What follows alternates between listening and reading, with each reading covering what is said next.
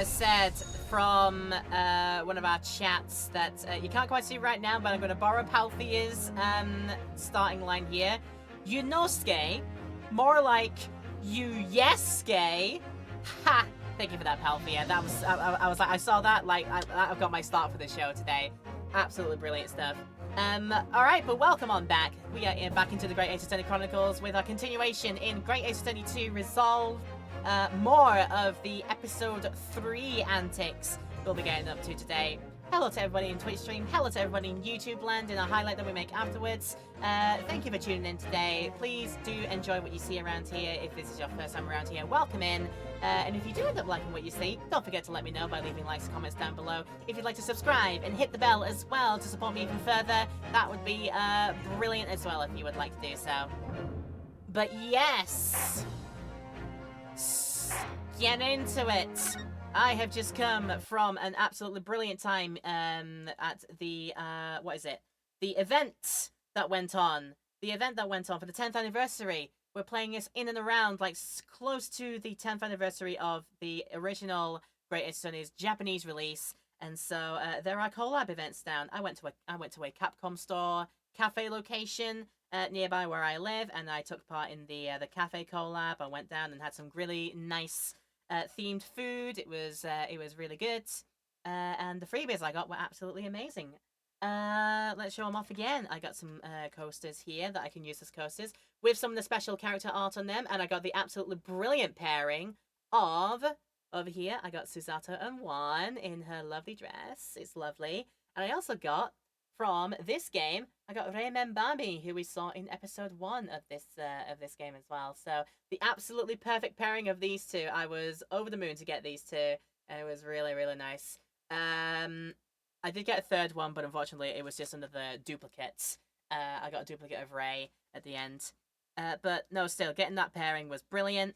And then, for spending so much, I got a free special art postcard, and I was so happy when I turned it over to find I got the special Iris Wilson art as well. Absolutely cute as a button. Look at her with the hats. I was so happy to get all these. So happy with that one. And yeah, when I get later on from when we have done this broadcast, I will be going for a second visit and inviting some friends this time. It'll be so much fun. I'm looking forward to it immensely. Yeah, I've had a great time, and yeah, getting close to the actual date of the first game's release in Japan, actually the 10th anniversary. I think it's like July something or other, July 7th, July something like that, off the top of my head. But yeah, we're getting close to that, and yeah, what better time to get around to playing the series then. Alright, where we left off, we were just about to kick off and start episode 3. We wanted to go to the World's Fair, or whatever, this like big expo event going on in Great Landan Town. But not before possibly trying to see if we can have a word with Mr. Big Man Male Strong Heart, whatever his name is. Because we're actually barred from practicing any laws due to events that have happened. I want to see if we can get back into it. So we can do the good thing. And that's where we left off from last time. So let's continue. 22nd of October in the British Supreme Court. Supreme Court. Yeah, that's how I say it. Yes. Let me start that again. 22nd of October in British Supreme Court, Lord Chief Justice's office. It's been about 6 months now since I was last here. But some things never change. Like a sense of foreboding I always seem to feel in this place. Yeah, we have a child with us who is absolutely just, you know, in her element. Good book. Lying down and doing the thing where the child kicks their legs while they're reading the book. Also, look at her, like, going out outfit. It's like, finally we get to see it from the cover art that I've been using for posting this online.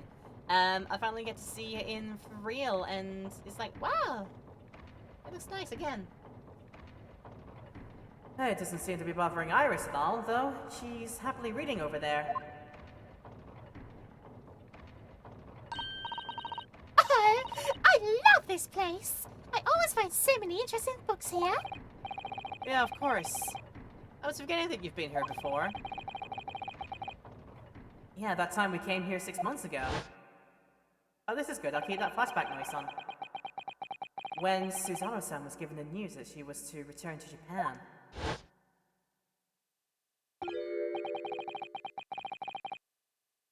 Ah, alright, since we're in here to try and see him, I assume that this is him. Ah, I understand you wish to speak with me. That I do, male! Oh, Lord Strongheart! I trust you've been, keeping well? Let's see. Since you arrived and requested an audience, it's been 4 hours, 32 minutes, and 26 seconds. I kept you waiting a while, so my apologies. Oh, no, not at all! I like nothing more than standing around staring into space. Being a, you know, a limp noodle. Good to know. It's good to know that doesn't appear to bother him at all, thank goodness. I might get to keep my head. The male Strongheart, Lord Chief Justice of London. He's the man who allowed me to start practicing as a defense lawyer when I arrived in Britain as a student. He'd only savor the air for a moment in this grand office to understand his preeminent status. As you will be aware, the Great Exhibition of London is now underway at last. We're extremely busy as a result, policing the grounds, guarding the new technologies, and dealing with petty crime. And furthermore, as of next month, we shall open the International Forensic Science Symposium. Oh, I've not heard about that.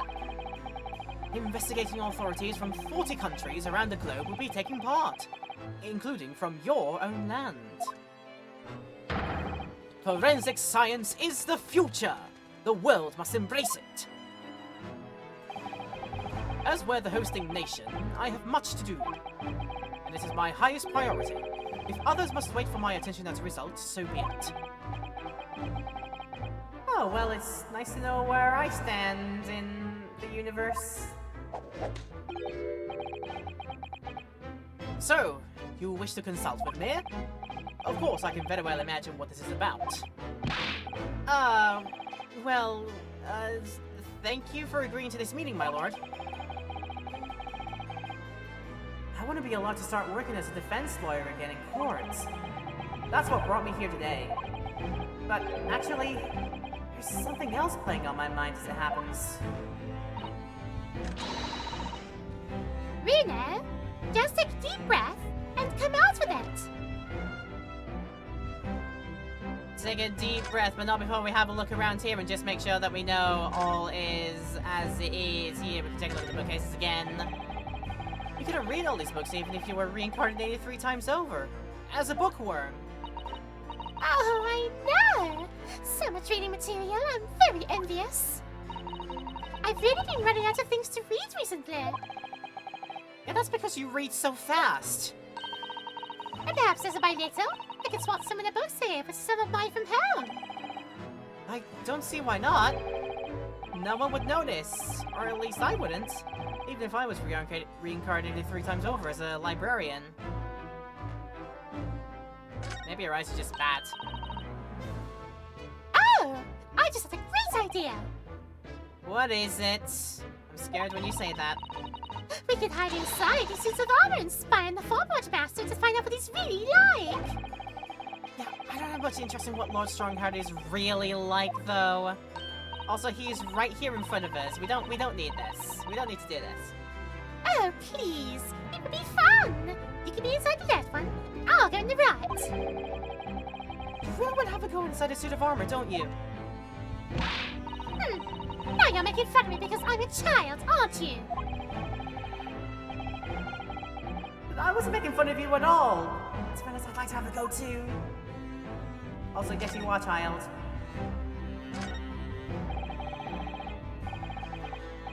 The Lord Chief Justice's desk. When you look at that, there's no mistaking Lord Strongheart's authority, is there? Just going around my desk and just making sure things are good. There we go. But the light in that window behind is far too bright. It would be very bad for the eyes. I hadn't thought of that. There are no curtains, that's for sure. What's more important? Having a desk with an air of authority, or having eyes and work? I can't say I'd ever considered it. After all, my little office barely has any light to speak of. I haven't really seen my desk in a while. Because you're rubbish at cleaning, Yunosuke. Susanna was right, you gotta learn to clean up for a little bit. Oh, the cogs of the giant clock are keeping time as usual with their steady, rhythmical motion. It's really quite disturbing to see how little sound they make considering their massive size. Sometimes someone very brilliant must have designed it. And whoever maintains it must be very talented too. But I'm not entirely convinced it's even a clock. What? What about the huge clock face that forms the window over there? Some people just make machines that move for the fun of it, because they enjoy watching them. Rather like how Hurley makes his rounded deductions just for the fun of it. Even if the outcome isn't quite right. Never mind all the trouble it gets others into along the way. I feel like that was oddly personal, Yunosuke. Was it personal? No, can't see the candelabra. Saw the cogs. And saw the book and stuff here. Yeah, I think they're the only things we can see here. Had to make sure of it just to see if there was anything else there. Should we get the... We'll get the symposium out first, and then we'll ask about questions. We'll go contrarian this time. All sorts of conferences have been taking place around the world to coincide with the Great Exhibition. And next month, the largest and most important of them all will take place at last. The International Forensic Science Symposium. It does seem as though criminal investigation needs to embrace scientific methods, doesn't it? Exactly! Ah!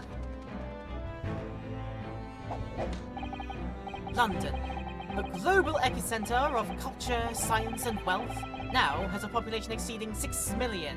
Again, you could have fooled me with the gleaming variety of people you keep getting for the juries in your trials. Had me thinking there was like maximum 25 people in London. Seriously. Sadly, crime in the capital is growing at a similarly startling rate. So it's imperative that we use the latest scientific methods to investigate and resolve cases as efficiently as possible. Which is what's known as forensic science, isn't it? Exactly! Look at the birds. The future of policing! Ah! Regrettably, however, Britain is currently dragging its feet when it comes to the adoption of forensic methods. Oh dear, that's alarming. Exactly! Look at the birds again! It's extremely alarming! Ah! Iris, every single time. Bless you, Scott and Socks. He's didn't... Right, if he does it again, you gotta be used to it this time. If I were Her Majesty's Attorney General, you can be sure the number of crimes committed and resolved in London would be very different to the current figures. And I can cite 12 solid arguments and 223 individual reasons to support my claim. Sorry? By way of apology for keeping you waiting earlier, I shall detail everyone now. What?! Oh, how fascinating! Not fascinating, I don't care! It all began 15 years ago. You see, I was about to...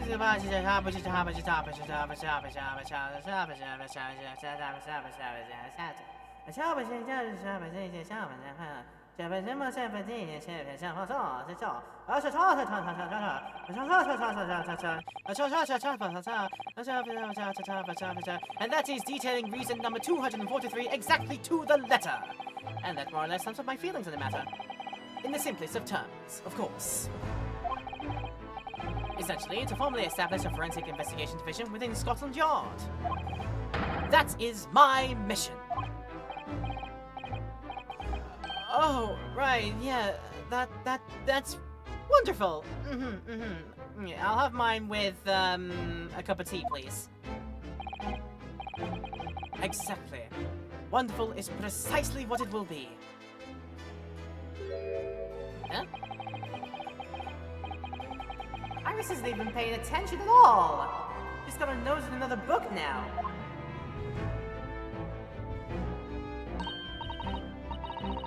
Oh, is it over? The Did you learn anything useful? I actually drifted off for the most part. But he's surprisingly ardent about forensic science. Surprisingly so. Hello there! Welcome back! Your powerfully bad puns are back, and we made sure to start the stream with one of them. Don't even worry about it. It's brilliant. It was a good one, though. Alright, permission to be working again. May I have it, please? I actually came here today to ask for your permission. Go on. 6 months ago, my right to work in court as a lawyer was revoked and I was told to spend my time studying. Obviously, I'm very sorry for what happened, but the thing is, it made me understand what it really means to defend somebody under the rules of a foreign justice system. And I desperately want to have another go. Please, permit me to enter the courtroom again, pretty please. The cherry on top.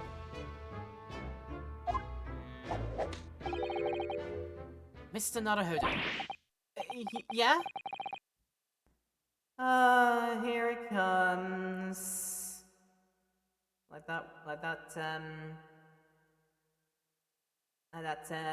dust devil of despair that the man screams like, "Here it comes!" I feel it coming. Is this still a flashback or are we in the present? We're back to present now. Episode 3 is taking place in present day. Well, present day timeline-wise in this one. Present day as in not 6 months ago, but present day as in it's now. It's now, you know? So yeah. No more flashbacking. I'm sure you haven't forgotten your position here, have you? At best, you are a substitute for your compatriots. This was never your intended role. Ugh! Well, that's true. Damn it, technicalities. The Japanese government actually sent my best friend on this study tour, not me. It should have been Kazuma. He was so determined to bring change to our own justice system at home. That was his calling. If that tragic accident hadn't happened, I wouldn't be here in this office now. I raise my oxen cheese in honor of the past and eat it for the future. Enjoy the cheese. Mr. Asogi was my best friend, you see. That's why I can't leave it unfinished. I have to fulfill his calling for him. His calling, you say? Has it never occurred to you that perhaps you know nothing of his true calling? Sorry? The mission with which that young law student was charged. What do you suppose it really was?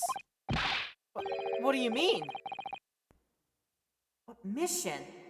It's not making any sense.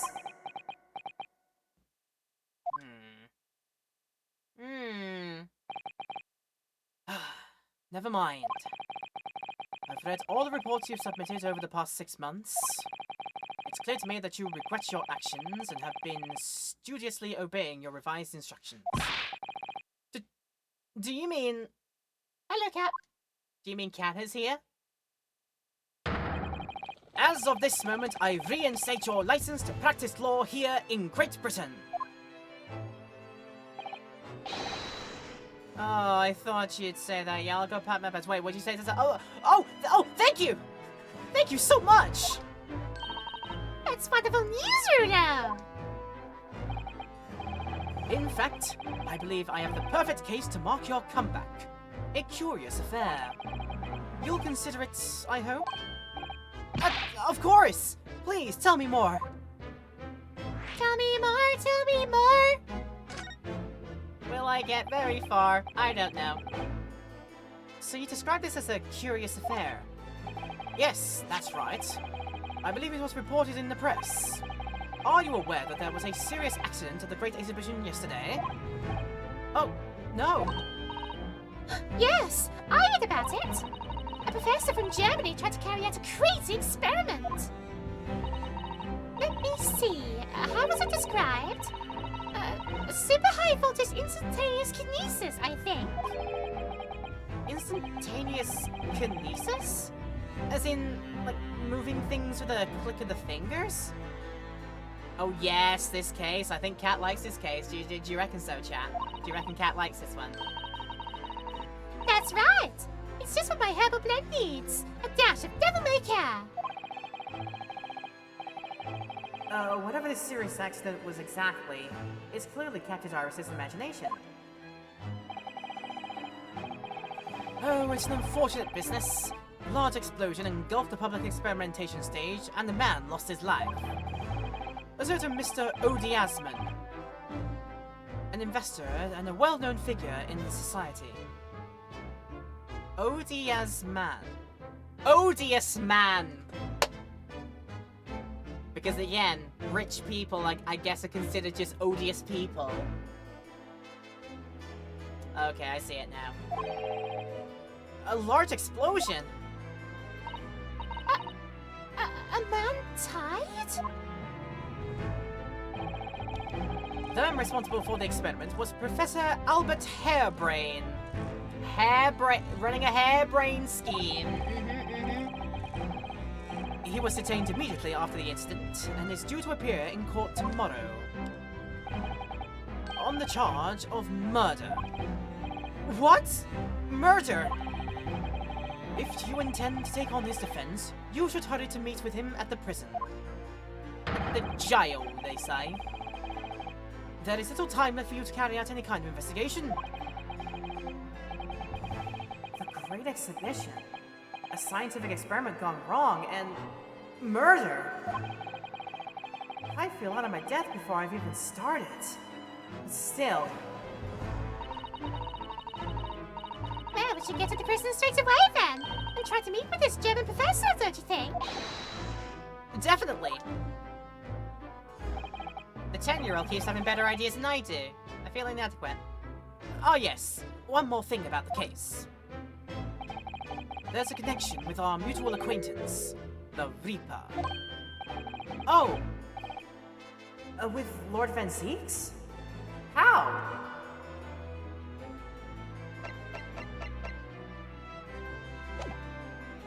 I'm surprised I don't get to ask about this, huh? I'll try and present it again just to see if I can get more information. I did say last time here there's two absolute bangers who have not heard yet. This case has the first one. Okay. I wonder if it's going to be loosely based on a Sherlock Holmes novel. I wonder! Maybe. Oh, that reminds me. Have you seen this? The report of the overwhelming success of the Great Exhibition? Of course. No, not that. The story on the back page. What story? The Reaper attacked. Ah, that. You've enjoyed some victories in court against my #1 prosecutor, have you not? Poor Mr. Reaper? What happened to him? He wasn't killed, was he? There's no need for concern. Lord Van Zieks would not be so easily dispatched, I assure you. Can you tell us what happened? I'd really love to know. Very well. If it interests you. Oh, it does. Strangely, but oh, it does. I'm glad I did this then. I'm rather glad I did this. Fortunately, Lord Van Zieks emerged from the attack unscathed. Street ruffians are no match for that man. He's a very capable fighter. But that's incredible! They were armed with guns! They had a gun! Why was he attacked, though? Do we know? It's related to events that occurred a month ago. A leader of one of the capital's criminal organizations was indicted and prosecuted by Van Zieks. But the man was acquitted. I've no doubt large sums of money were involved behind the scenes. Large sums of money?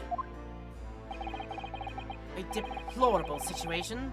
Members of the jury were bribed, it seems. However, despite winning his freedom, the man in question met a dramatic end yesterday. But you're not suggesting that was the work of the Reaper, surely? The victim's henchman certainly seemed to think so. He was a man by the name of Asman. Mr. Odiasman. Did you say Asman? That's the man who died in the big explosion at the Great Exhibition! Yes. known publicly as an investor, but in reality, the head of a significant criminal organization. Unbelievable! I wonder, could I ask you something, Lord Strongheart? Try me. We're making our own puns, are we? Yes, he is the ass man. He is the great ass man. I know what they're trying to go for is odious man, like odious man. But yeah, ass man. Let's just go with ass man. Freaking hell, yes. Who knows? He may have been one of those. I don't know. Why do you use Lord Van Zieks as a prosecutor? All the criminals who manage to get off in court then meet with mysterious hands outside the courtroom. And fearful of that fate, they seek to strike at Lord Van Zieks first. I know there's no evidence that he actually is the Reaper in that sense, but still. Something's clearly going on there. I have Van Zieks work for the prosecution service for 2 reasons. Firstly, the man is the best prosecutor in the capital, bar none. And secondly, any deaths of criminals that have occurred outside the courtroom following his trials are nothing to do with him. But that doesn't make sense! How do you explain the way so many have died if not by someone's hand? Van Zieks may have earned himself the moniker of the Reaper, but he is no killer. So he will continue to prosecute on behalf of the Crown. Unless he wishes otherwise, of course.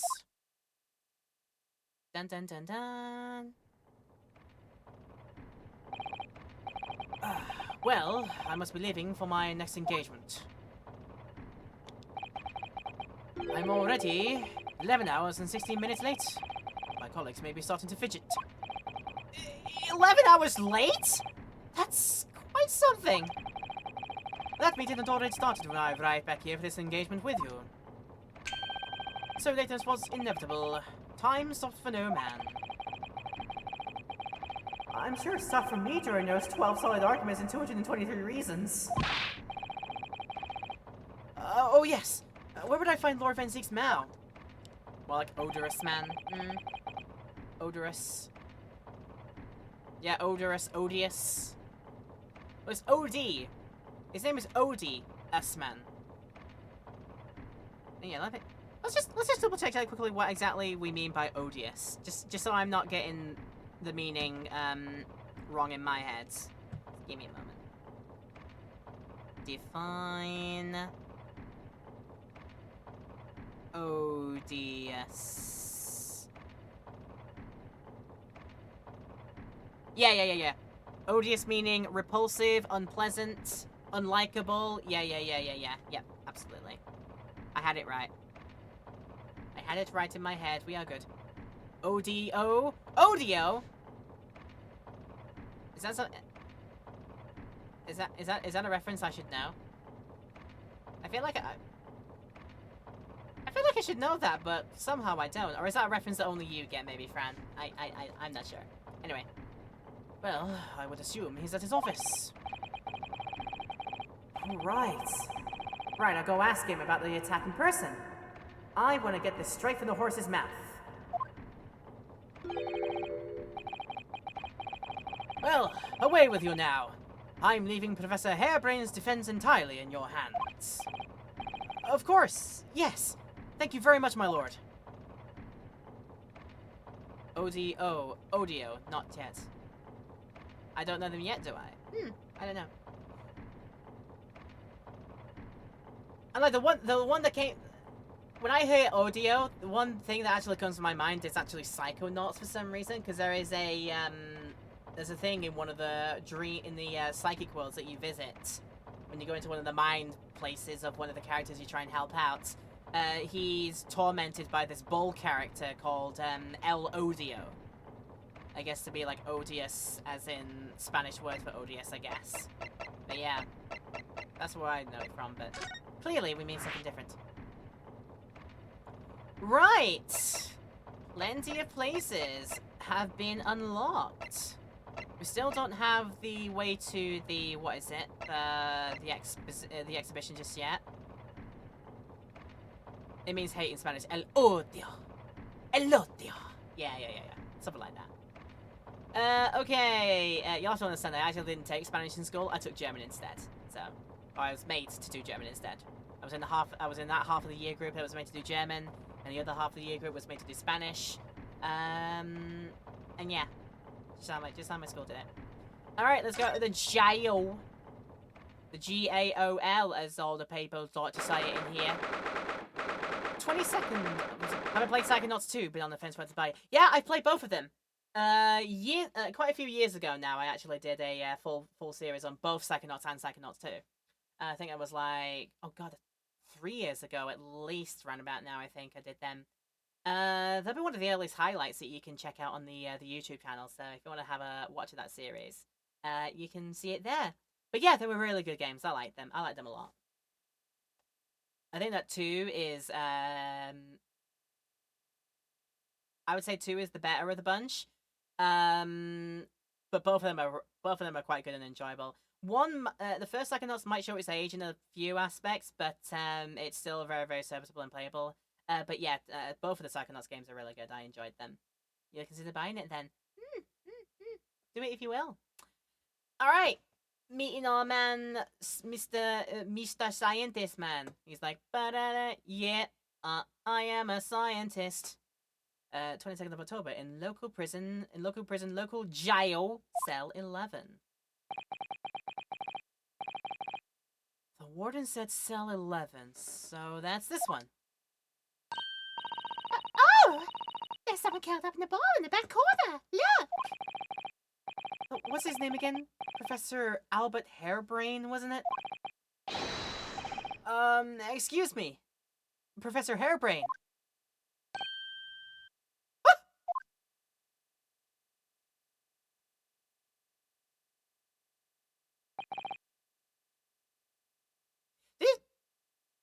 Did it say that this character was meant to be from Germany? Because if it was from Germany, I could always try and add the accent to it.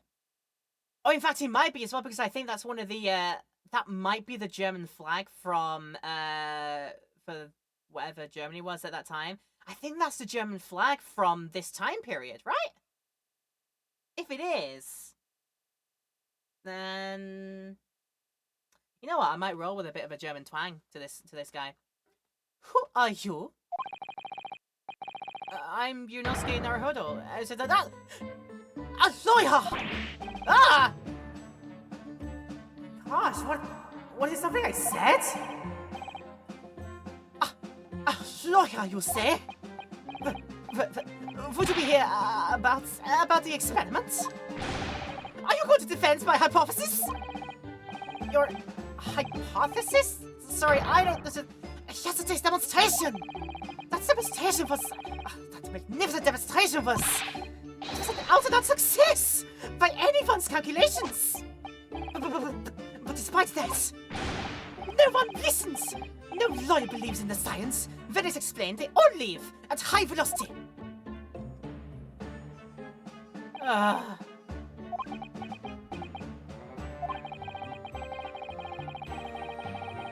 Now's probably not a good time to mention that your zeal made my concentration leave for a while, too.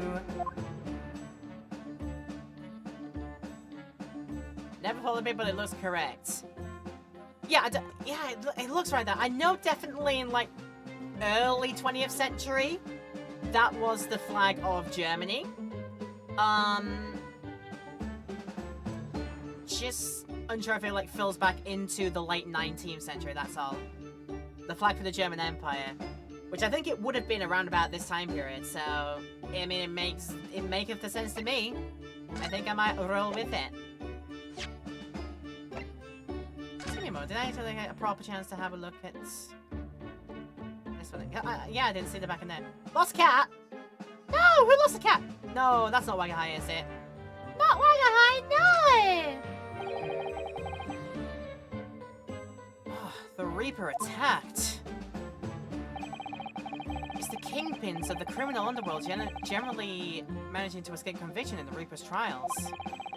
And this isn't the first time their henchmen have tried to attack Lord Van Zeeks as a result, by the sounds of it. It makes you think.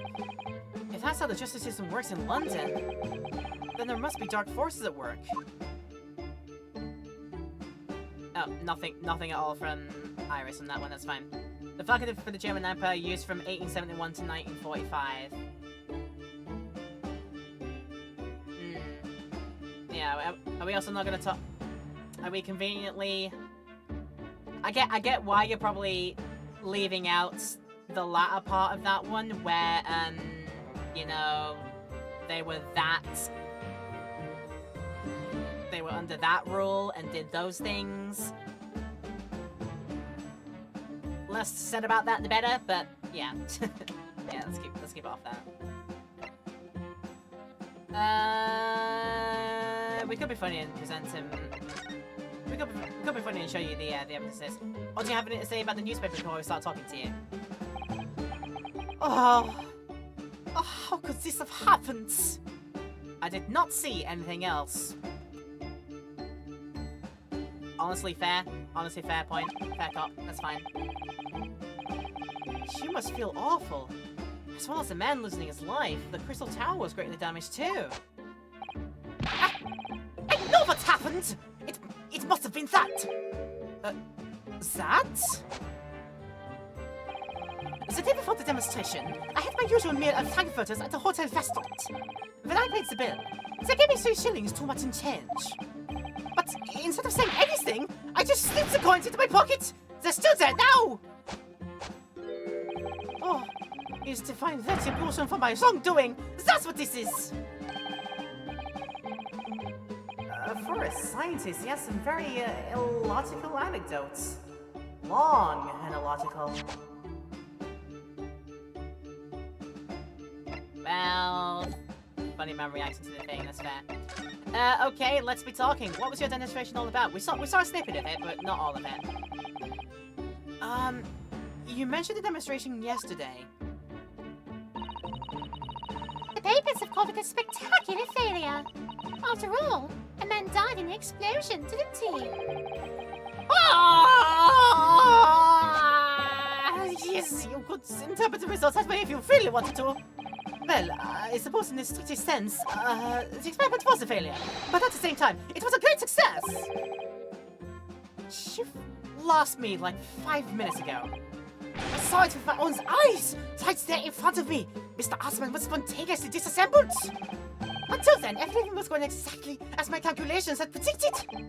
At that point, you should have been beamed to the Crystal Tower by instantaneous kinesis! Oh, however... The machine exploded and Mr. Asman in fact perished. Oh, yes. I can't deny that part of the experiment was a failure. So what you're really saying is the large explosion that killed Mr. Asman was an accident, correct? But the Bakeways had you arrested on suspicion of murder. I was responsible for the man's death. That is the immutable truth here. And for that, I wish to be punished. At once. But... murder? Never in a million years! It was an accident! Simply an accident! I see. Harry and I were talking this morning, you know. He said the situation would change completely depending on whether it was treated as an accident or a murder. How exactly? Well, if it really was an accident, then the professor's machine would have been kept in protective custody. On what grounds? Oh, yes! It's newly established here in Britain, the Special Dispensation for Scientific Equipment Act. Okay, that one passed me by. But if the case is treated as murder, then they'll say my machine... Then they'll say my machine was the murder weapon, and they'll be able to pour over it as much as they like. If they examine it in detail, they'll find out how it was made, and then they'll be able to copy my idea. My precious hypothesis will be stolen. The machine must be protected from that at all costs. That's why it's imperative this whole accident is shown to have been an accident in tomorrow's trial. Oh, I see now. I see now. Technical Empire was used from 1867 to 1919, and then from 1933 to 1935. But official Legit Empire existed until 1945. Yeah, technically, but they were under a different flag. And from that time period, it looks like that flag, you know. But yeah, let's just set about that better.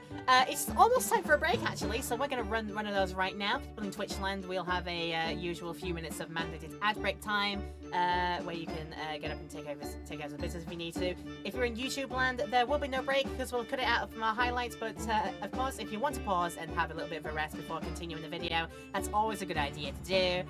And in any case, I'm going to take a rest as well. I'll see you back here in a few minutes.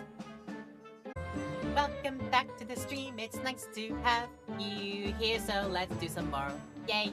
It's nice to see you for the stream again. Thank you for coming in, and thank you for your patience as well in the break time. If you had one of those, there was none in the YouTube video, but if you had a little break nonetheless, it's always a good idea to do so. I hope you've had a nice time watching this video as well, and have been enjoying it. If you have, let me know with likes and comments down below. If you want to subscribe and hit the bell too, would be great help. And you can see all the future uploads that come up in the future. Alright! All that said, must talk to Mr. Scientist about your theory of instantaneous kinesis. What sounds like just, what sounds like, trying to make the Energizer base in Star Trek, but like years and years, like a couple of few hundred centuries before that time even happens. So in short, there was a terrible accident at the Great Exhibition Showground yesterday. Yes! Oh, but no! The devil's into details. Strictly speaking, there was a terrible explosion. Sounds the same to me. You were demonstrating super high voltage instantaneous kinesis, weren't you? Fascinating! Humans, like all matter, are made out of particles that are held together by electrical bonds. So it must be possible, using a sufficiently high voltage, to break those bonds and beam the particles through space. That's it in a nutshell. That's my idea, you see. That's my amazing hypothesis. Gosh, that's unimaginably high-level science. Oh, but dare to imagine it, dare to dream of such incredible technology. Just think. One moment I could be here in this cell, and the next, I could be at the Great Exhibition again! Well, yeah, that would be incredible. And the next, in the mere blink of an eye, I could be at the Great Parisian Theatre there! Oh, the possibilities are endless! The whole of our vast planet would be within reach! So no more hiding in wardrobes on rocky seas for 50 days. My man's still traumatized from that whole thing. Like, freaking 6 months ago that period happened. Close to 7 months, timeline-wise. And my poor boy, my poor little Meow Meow Yunosuke is not over the fact that he had to stay cramped in a wardrobe for so long. Well, I don't really say it like that. What do you mean, Iris? Well, if you could travel anywhere in the world instantly, the planet wouldn't really seem vast anymore, would it? I think it would feel like it had shrunk. Oh, my words! That's exactly the shtick! What are the implications? What does this mean? Oh no! That's got Professor Bunnybrain really worked up by the looks of it. Clearly, this is yet another case of just because you can doesn't mean you should, I suppose. Just because you can, it doesn't mean that, you should. The point is my calculations are flawless! The science works! But without a practical demonstration, it means nothing! And that's always the fly in the ointment! And because practical demonstrations cost lots of money. Money that young scientists like you don't have. That's exactly it, yes! Harry's always complaining about it. He says the government should invest more in science. Well, anyway, I bumped into him at the right time. I met the well-known investor, Mr. Asman. The victim who died in yesterday's terrible accident, you mean? Ooh, you met the Asman. Which sounds very funny to say in like Asman. Like I'm trying to say it in a German accent. I saw the Asman. Like that. The full name of that man who died in yesterday's accident was Mr. Odi Asman, wasn't it? What exactly was your relationship with the man? He first visited me in my laboratory in Germany a year ago now. He said he wanted to invest in my immaculate hypothesis. I thanked my lucky stars. I said, oh, vielen danke, vielen danke. I see. So you hadn't really known each other until then. Money for scientific research? I'm so envious. As far as I was concerned, the man was an angel. Oh, really? An archangel even. He was prepared to fund a practical demonstration of my hypothesis for presentation at the Client exhibition. In the announcement where I could expect additional financial support for my research from the British government. Mr. Asman provided me with the money and an exceptional engineer. He produced the machine to my precise specifications. But then your dreams exploded to dust in one enormous explosion. No! Oh, as you can see, I owed everything to Mr. Asman. I would never ever have thought of taking the man's life.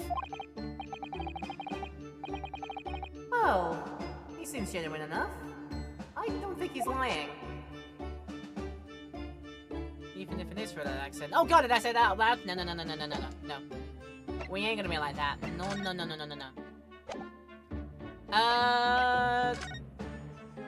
Right.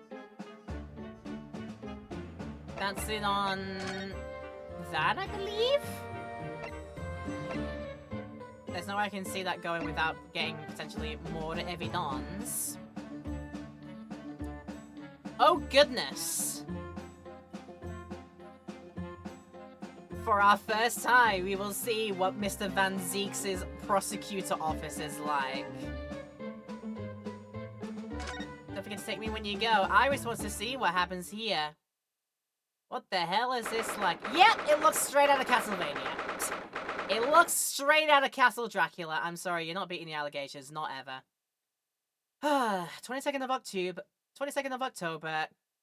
Castle Dracula. Wait, I mean prosecutor's office. Ooh! So this is Legendary Reaper's office? Yeah, it appears so. Oh, it sends a chill down your spine, doesn't it? What an amazingly deathly atmosphere. Oh, is that?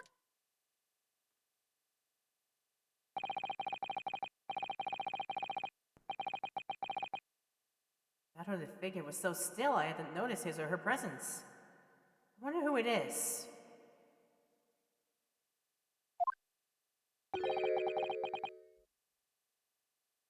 Oh, oops.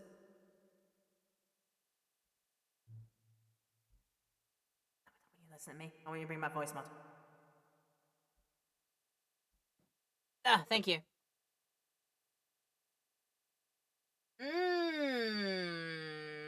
Don't know.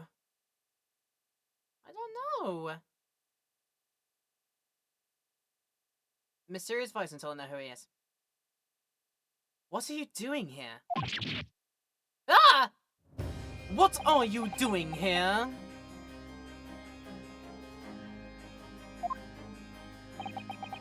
Hello. Nice castle you got here, hmm? Yeah, he's as unwelcoming as I thought he'd be. Actually, maybe even more so.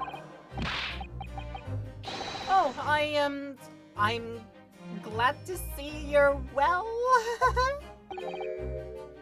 I am. I hear the faint sound of broken glass and spilled wine. Yeah, that smell of, like, red vino permeates this entire room. There's this collection of chalices that is, and wine bottles that are gonna break in the next courtroom trial. I can see it. There it is. So So, who's the person over the by the wall being punished for something or other? No punishment is taking place here. Oh. That's my apprentice. And he's sitting there of his own free will. I didn't know you had an apprentice. Proves it you're a Sith. It must be the same person who was pictured on the newspaper.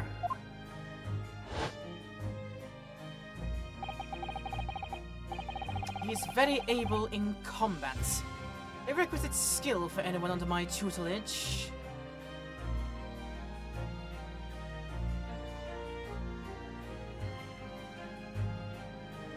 Oh, say nothing, but I think based on his able in combat...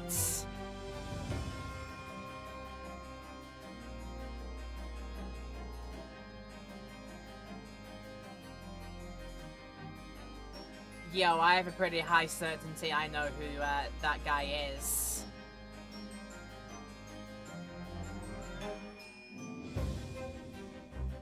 And what is this episode called? The Return of the Great Adventurer, whatever it is? The Return of Somebody? There can only ever be two, a master and an apprentice. Unless there are more.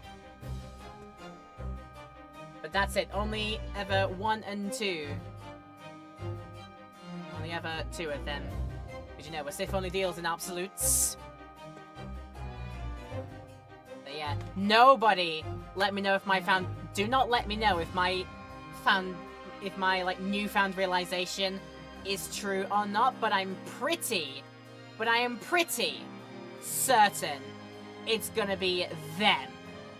Do not let me know. I want the surprise to this it's Franziska. Oh my god, it's Franziska! We'll go with that. It's Franziska. He turns around and goes, Miles Edgeworth! Who would you... wait, you're not Miles Edgeworth. Definitely not, no. Oh, are you referring to an attack on the Reaper that was reported in the papers? The Reaper? I'd be interested to know with the Reaper's true identity myself. Assuming that is such a fabled fiend genuinely inhabits our great courtrooms. Wait, you're not? I'm right, you are pretty. Oh, shush. Oh, absolutely shush. Fine now. Talk to Mr. Zeeks. Oh, wait, first. Probably a good idea to say, yo! Have a look at the attack that happened upon you. Lord Van Zeeks, about the article in this paper. Ah, yes. It seems there was a reporter nearby when that little skirmish took place. I had no idea I'd been photographed. It was careless of me. It looks as though it was taken after the people who attacked you had run away, though. Rest assured, the police have already apprehended every last one of them. But there's someone else fighting alongside you, it seems. And I think it's the same man who's sitting over there as we speak, isn't it? Also, hello, there are bats! This man is not beating the allegations! He will never beat the allegations! He is literally Dracula! He is literally that! And he will not run away from it ever.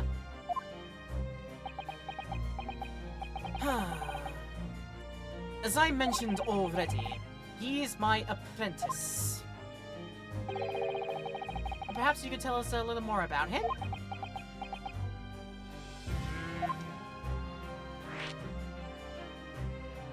Ah, that's gonna be a fun one to talk about afterwards. I don't know if it's gonna get confirmed there, what I think about this, about their identity, but yeah, nobody say anything until it happens. Anyway, last night's attack. Lord Stronghouse said the assault last night was some sort of revenge attack. You are surprised by the bats?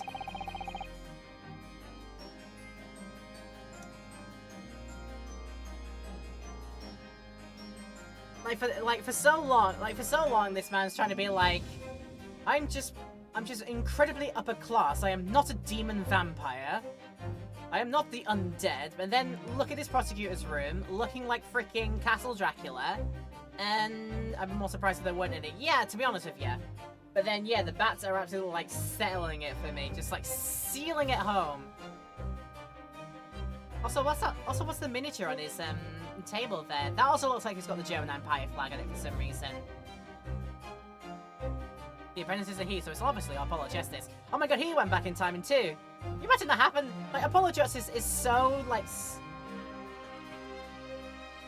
so, like, borderline schizo and just, like... you know, full of anxiety. If he was like to come back and find himself like 100 years in the past, he'd be like, he wouldn't be able to contain himself. He's just like, oh god, I'm Apollo Justice, I'm not fine. Just, you know, like that. Anyway. True. Carried out by henchmen of Odie Asman's criminal organization. The investigation meant their arrests were imminent. Presumably, some hope to kill me before that happened. Odie Asman. He's always masqueraded as one of London's most powerful financiers, a global investor. But his enormous wealth came to him by underhand means, via his criminal activities. I so hope it's Gumshoe. Yeah, Gumshoe comes in, he's got like one of those pot noodles in his hand, one of his cup ramen noodles. He turns around and is like, wait a minute, how do I end up here? Who are you? You the new person that's gonna give me my salary evaluations?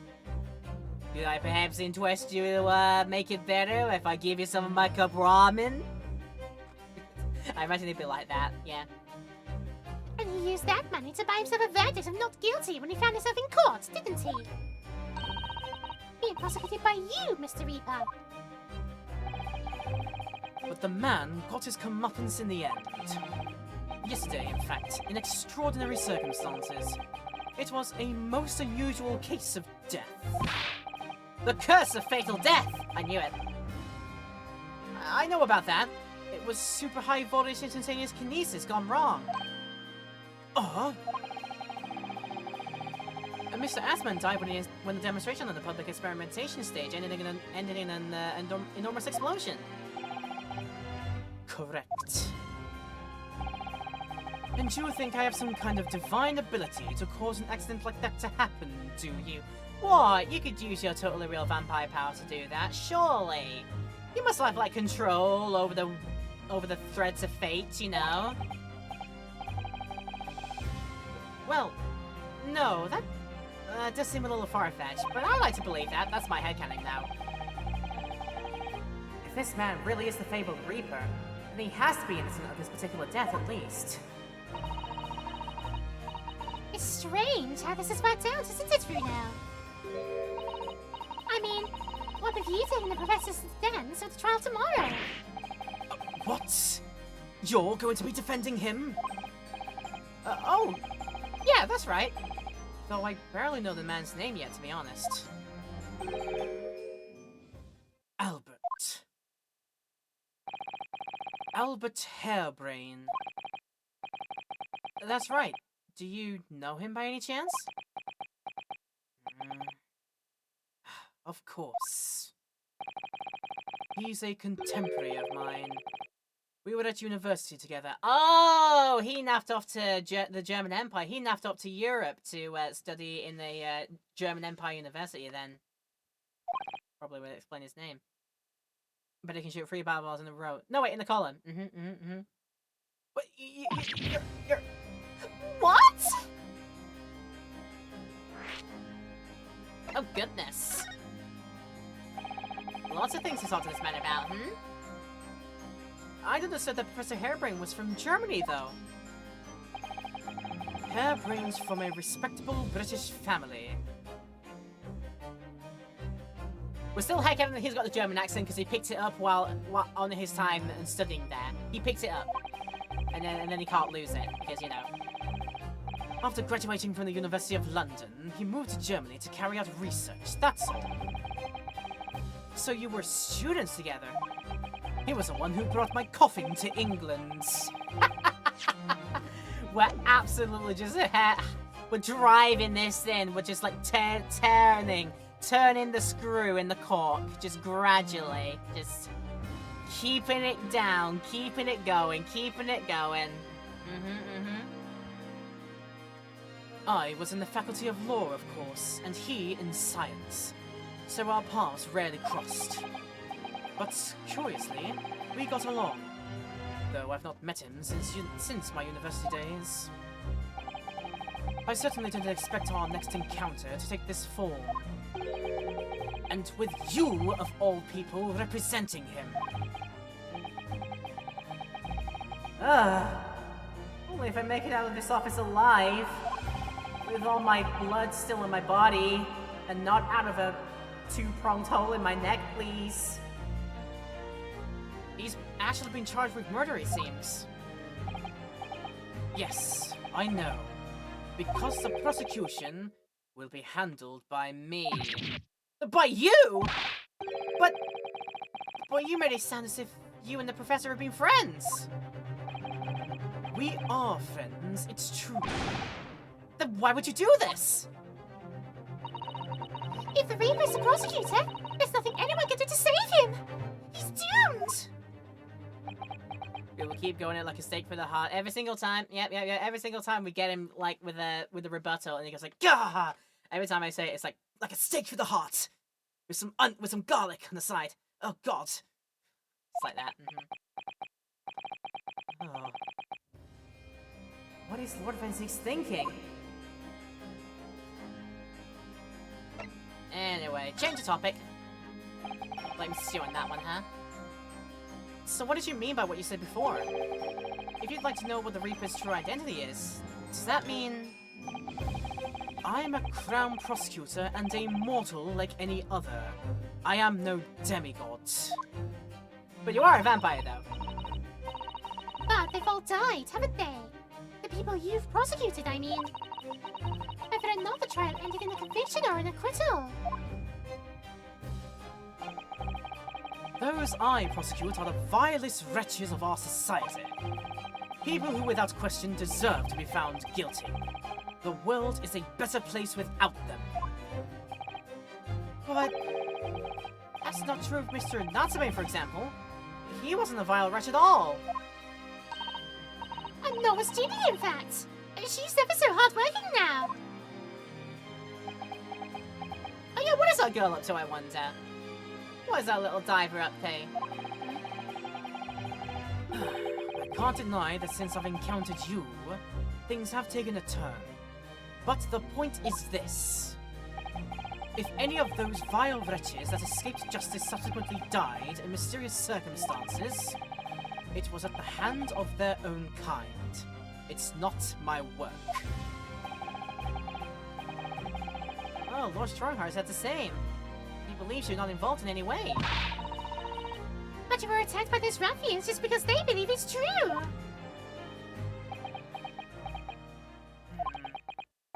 The fact is, since people started to call me the Reaper of the Bailey, the number of serious crimes in the capital has dropped substantially. Oh! It would appear that even the most hardened criminals can be made fearful for their lives. Do you mean to say... I mean to say that if my pseudonym serves a useful purpose, I adopt it gladly and with honor. But it's putting you in danger. You could be killed. If that is my fate, let God decide. Oh, Lord Van Zieks. Please let it not be with a stake for the heart, because that would be just a terrible way to go, and nothing more than that. But anyway, what about your apprentice? Are they who I think it is? He is in my tutelage to become a prosecutor. So you could say he's my apprentice, I suppose. Aha! Like you are to Hermie Fenrir now. I don't remember taking an apprenticeship with a great detective. He's currently compiling a report about last night's attack. It looks like he's wearing some kind of mask? On Lord Strongheart's orders. Nobody knows the man's face, or indeed his identity. But why would you agree to take on such a clearly suspicious individual? Lord Strongheart's orders again. He's not one for meaningless follies. There will be a good reason for his actions. Oh, I hope you're right.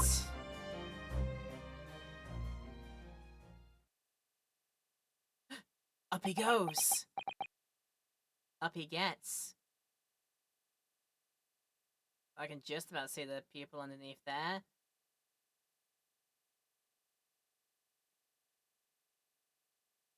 Oh my god, I think I can see it through the jawline. If it's not him, then some other unknown character that I don't know has a very, very, very almost identical, 99.99999% identical jawline. That or it is who I'm thinking it is. But anyway.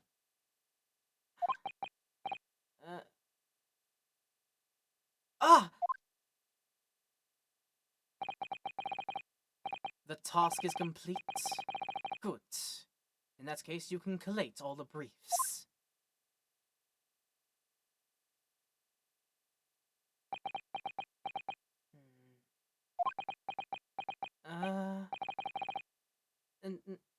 Nice to meet you?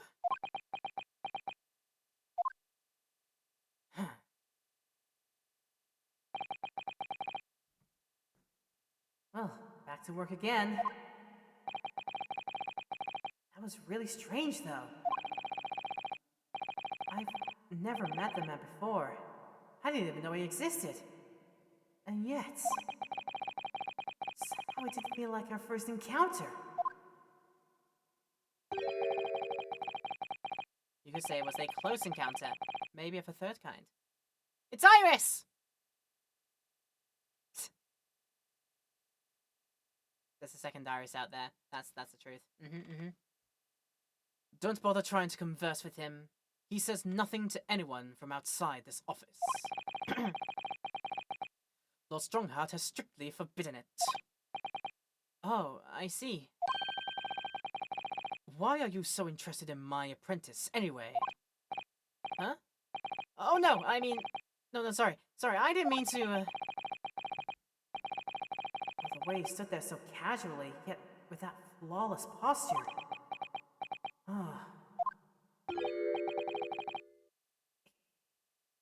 Couldn't be.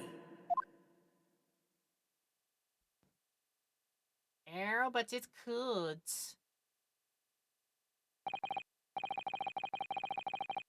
Ah, yes. There's something I've been meaning to ask you. Oh? What's that? That Nipponese man. Is he faring well? Sorry? The one arrested twice in succession 6 months ago. With the stoop, and the mustache, and the jitters, and the arched, hunched back. Oh, Mr. Natsume, you mean? I'm not sure I'd be very pleased to find that you identified him from that list, Runa. Oh, he's fine, thank you. In fact, I received a letter from him by International Post only the other day. I see.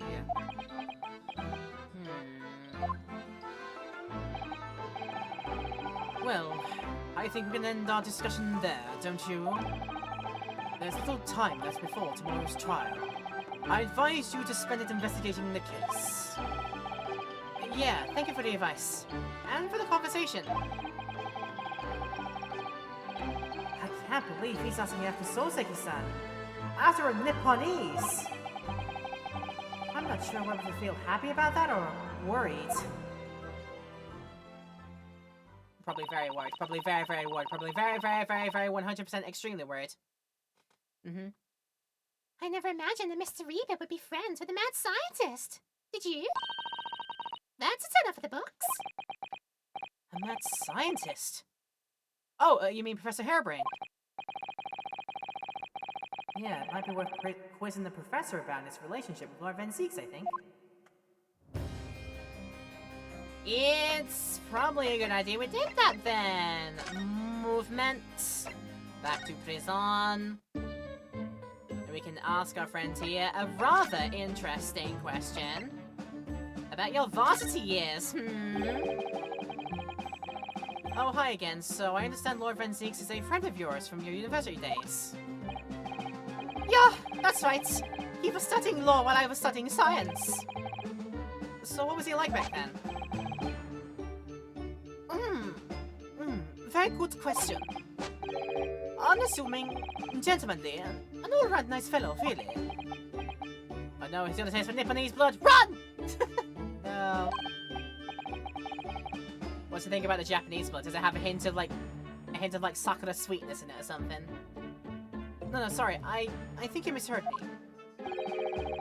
I'm talking about the cold-hearted, merciless prosecutor, Barak Van Zieks. What was he like when he was at university? Talk about a leading question, Runa. As I said, an unamusing and extremely pleasant gentleman. After all, he is the little darling of the Van Zieks family, with all its great aristocratic origins. I didn't realize he had quite such noble blood. Little darling? I am so calling him that next time I meet him. It was a bit of a shock when I came back to Britain and learned what he'd become. It's a Reaper of the Bailey, no less! Yeah, that's right. I did hear so! That there was a very big event in his life that completely changed him after graduation! Really? What sort of event? Nein!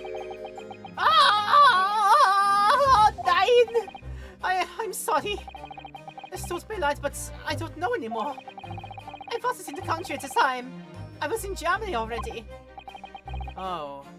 Yeah, of course. He's heard all about the Reaper. I really don't have the heart to tell him that Lord Van Zieks will be the prosecutor in court tomorrow.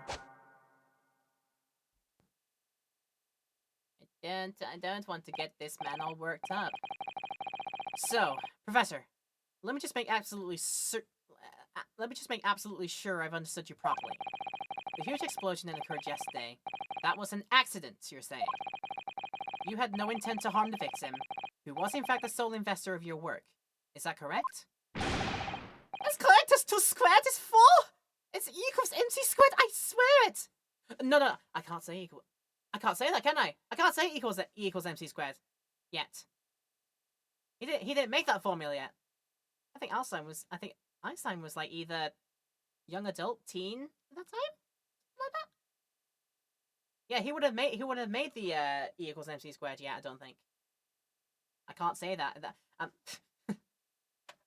I say that formula in front of a bunch of scientists at this time in this time period, and it's like, I know it's probably, I guess you guys aren't ready for it yet, but your kids are gonna love it. Your kids scientists are gonna love that. They're gonna love that one. Oh. Yes, it's true that the man perished in the machine of my invention. So I know that I'm far from blameless in all this. But still, I would never use my discoveries, my inventions to take a person's life. Not in a centillion years. I'm a man of science, it's all I know. You have to believe me. Please. Bitte. Do you believe me? Do you believe in my hypothesis? Science is the pursuit of truth, you know. I've always believed that. All my life.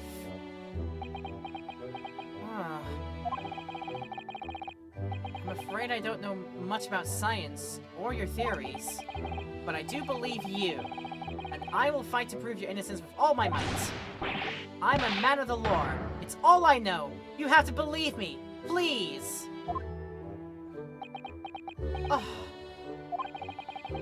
When I went to live in Germany after I graduated, I learned something very important. Nationality, class, lineage, none of that matters. As long as you try your hardest, you can achieve anything. Thank you for that, Professor. And thank you, Dankeschön, in advance for defending me tomorrow in court. Yes, indeed. All right, Reno, it's time. Time to visit the Great Exhibition. Sorry? Well, that's when the incident happens, isn't it?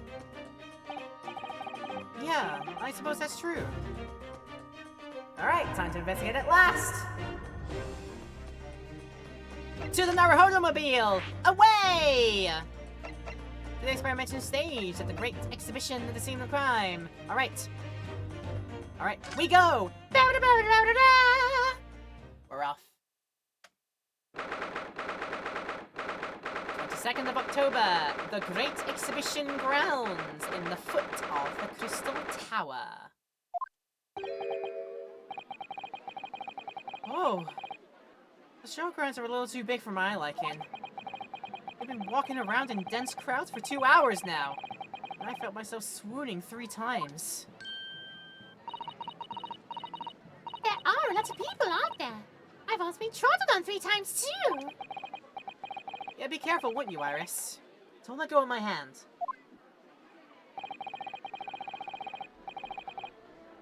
Right, we finally made it through the throngs, though, by the look of it. Here we are, underneath the public experimentation stage where the explosion happened yesterday.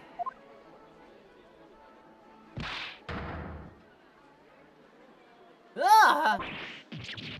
Ah!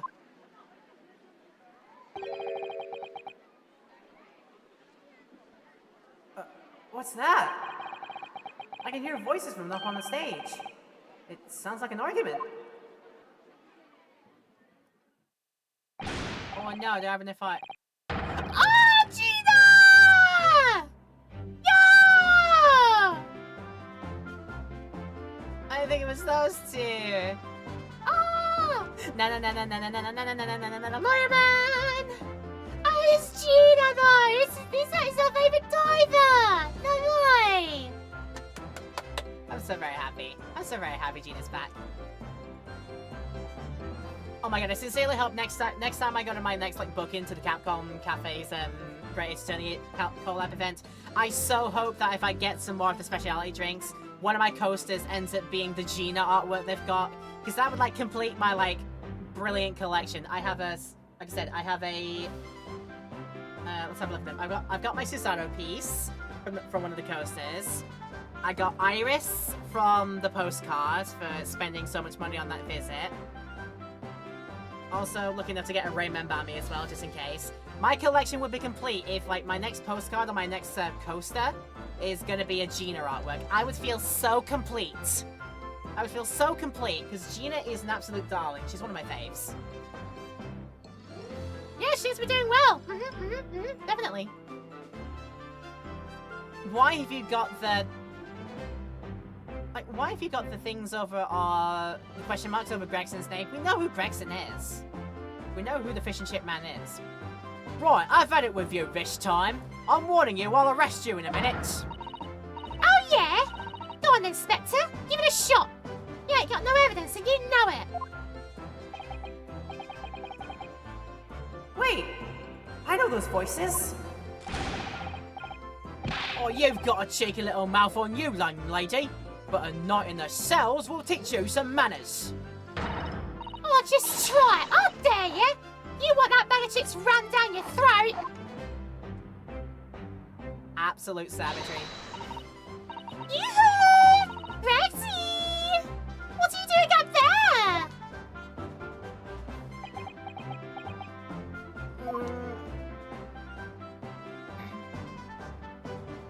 Oh! Oh! Oh! It's you! Here! You're here! Here you are, your ladyship!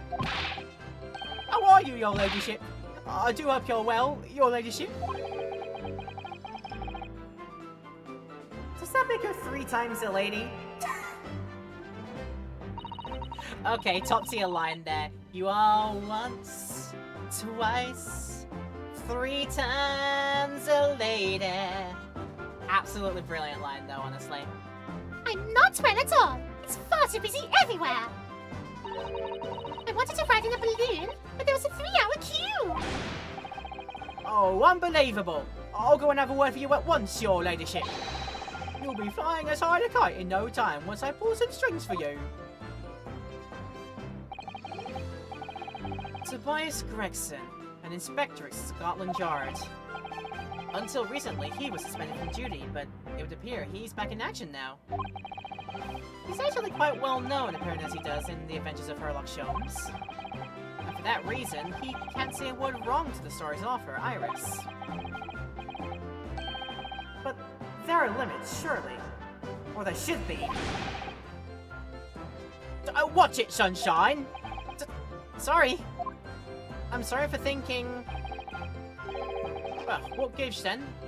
Don't tell me you're on this case. Yeah, I'm acting for the defense. So we're here to investigate. Oh, dear me. That's the situation, is it? Oh, is it really that troubling?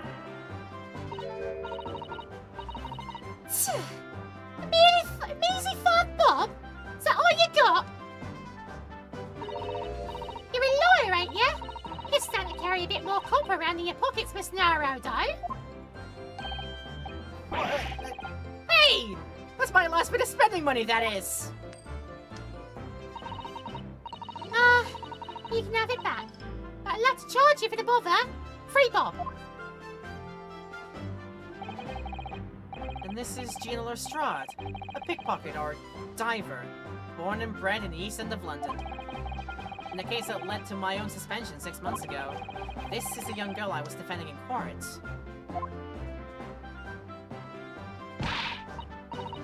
What's your problem, Aodo? Diver? Pickpocket? What's with all the name calling? You want the bag of chips ram down your throat and all, do you? I thought you were proud to be a diver, Gina. You were just arguing with Inspector Gregson about it, weren't you? I'd assumed you've been up there to your usual tricks here at the showground. Oh, that ain't no way to talk to a lady, Aodo. I've been here a long time. People can change. I'm an apprentice now. Don't need to be a Scotland Yard detective. So you lads call me what everyone else does. It's Inspector Lestrade now. Inspector? Now that batch is homemade, surely. She part of the old 997. The inspector part isn't entirely accurate. No one calls her that. But what it's worth anyway, investigating is off the cards for all of us. What's that supposed to mean? Right, well, I'll be back up top. You hold the fort down here, alright? Right. Sir.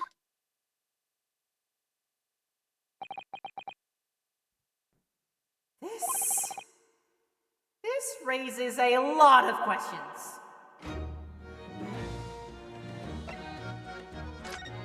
Does indeed. I think the first thing we should do is present the newspaper just in case we can get a word from Gina about it. Gina, would you take a look at... Oh! Where did it go? Looking for this, Aodo? God, when did she do that? I wonder if you've got anything else to show me, eh? What do you reckon? Give that back first, please.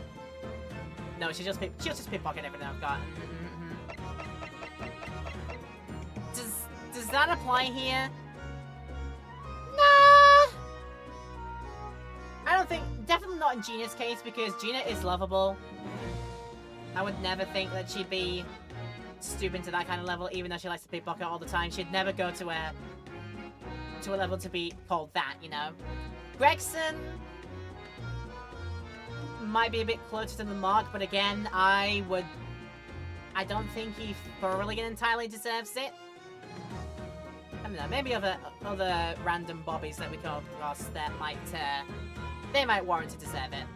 Maybe. But yeah, she'll just pinch everything that we try to present to her, so... How did this happen, It was 8 months ago now that I first encountered Gina, in connection with the case I was working on. At the time, she was living in the East End with a group of other orphans. That she was.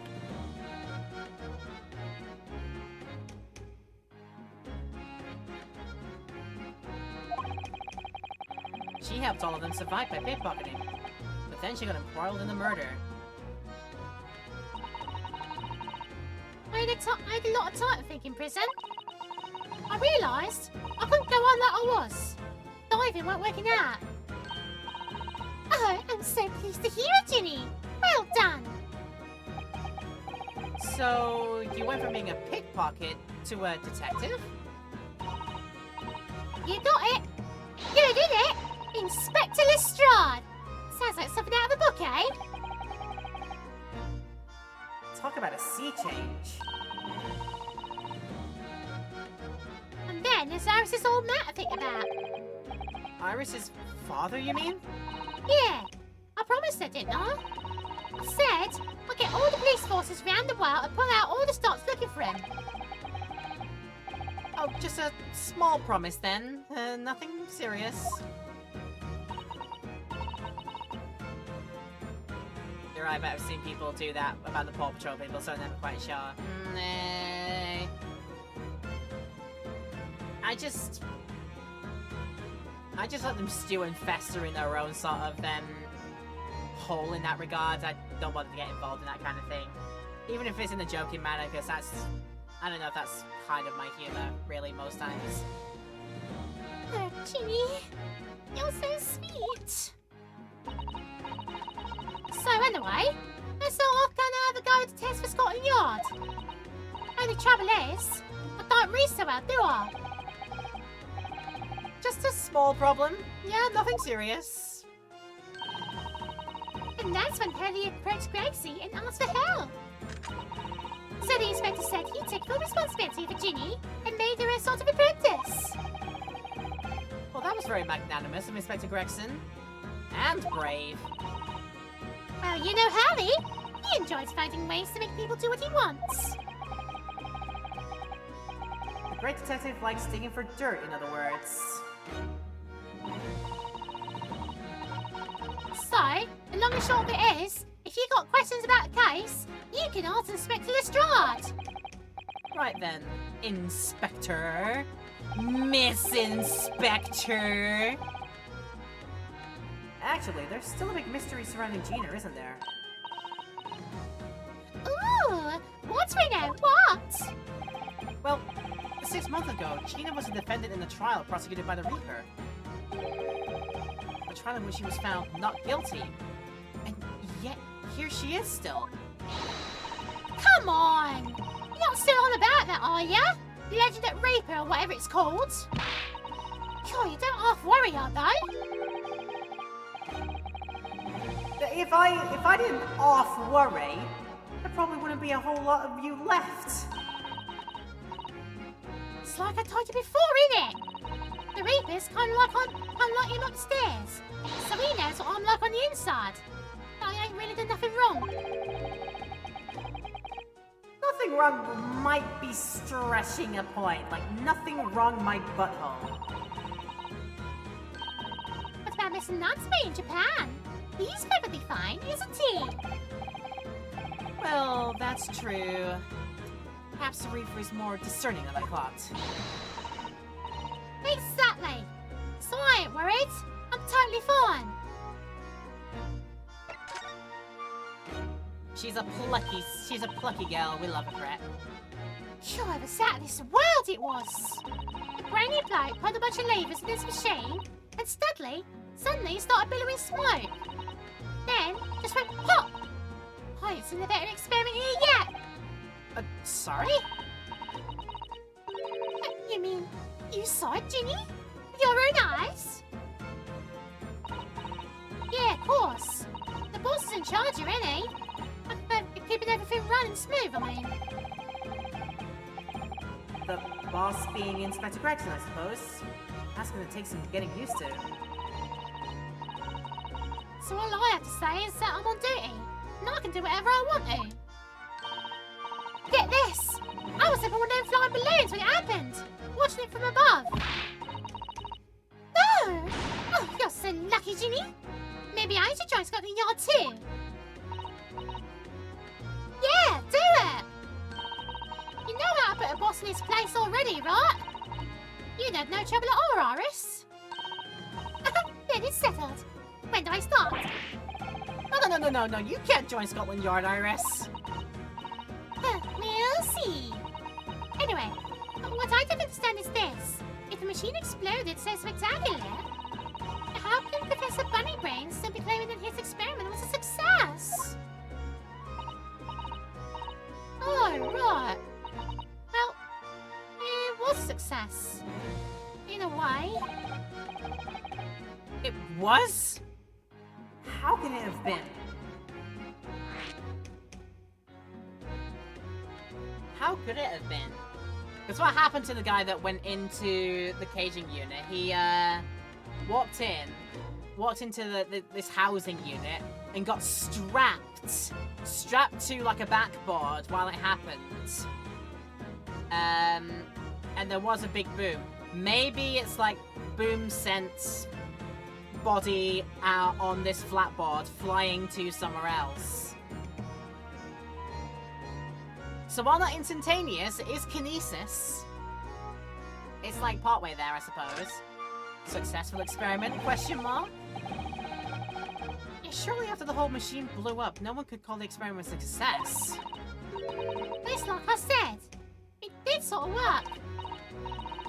I mean, yeah, there's a lot of smoke and that whopping great bang. But, where do you think they found the victim's body, eh? In the Crystal Tower over there. The exploding all the giblets flew away. Maybe it won't end up being as gruesome as that when we go up to discover where the body ended up. It probably won't be that gruesome, but essentially, yeah, it's the same. Same thinking. But what? Up in the tower?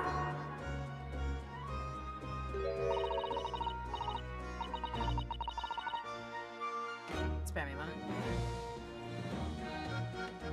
Okay. You can see for yourself, can't you? Up there above the scaffold. Oh, where all the glass is breaking, you mean? Yeah, the cage what the victim got in to start with. Really did get beamed through the air or whatever, and landed on the way over there. So, you see, it did kind of work, did it? What? I don't believe it. I mean, I don't get the ins and outs of it, but everything's possible, right? With science. Oh, I'll tell you what. You can have this. It's a plan of the experiment they drew up at the yard. Are you sure? Yeah, go on. I've free both off you before, so that's fair. Yeah, I didn't actually give that to you, did I? And I mean, if it ends up being payment for this, then I guess I can't complain too much. A diagram showing the relative positions of the Crystal Tower and Professor Harebrain's machine that exploded. It's now my record. Okie dokie! Yeah, know about that. Alright. So I think some more talking to Gina when we come back from an ad break, because we're like, well, about 5 minutes away from ad happening, so yeah, I guess now's a good time to have a bit of a rest. So I will be back after taking some minutes away and running the ads so we don't get the pesky brew rolls. However, you don't have to sit through them if you want to get up and take care of some business for yourself. This is your perfect time to do so. If you're in the Twitch live stream, if you're in the YouTube live stream, we might not have the break because we'll cut it out of our highlight, but if you would like to take a minute to pause the video and get up and take care of some business before we continue, that is always a great idea to do so. And in any case, I shall be back to do some more talking to Gina, our lovely girl Gina, in the next part of the video. So I'll see you in a few minutes. It's nice to have you back. I almost blanked on what to say for reintroducing the part.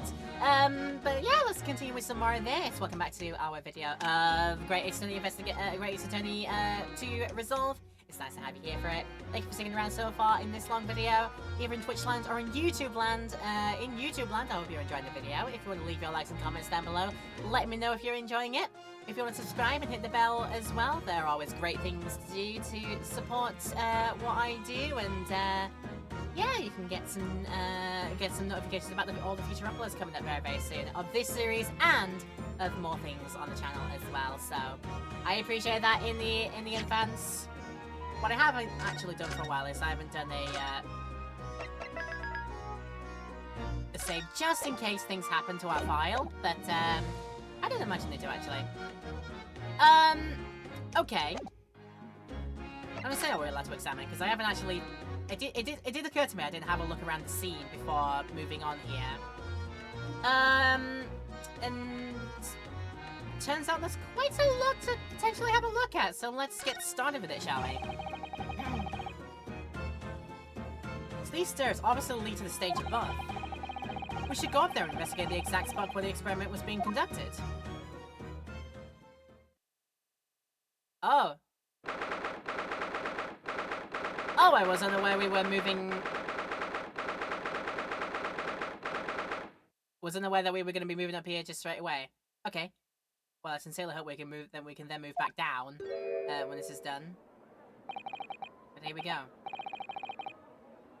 So that's it, is it? The machine that blew up.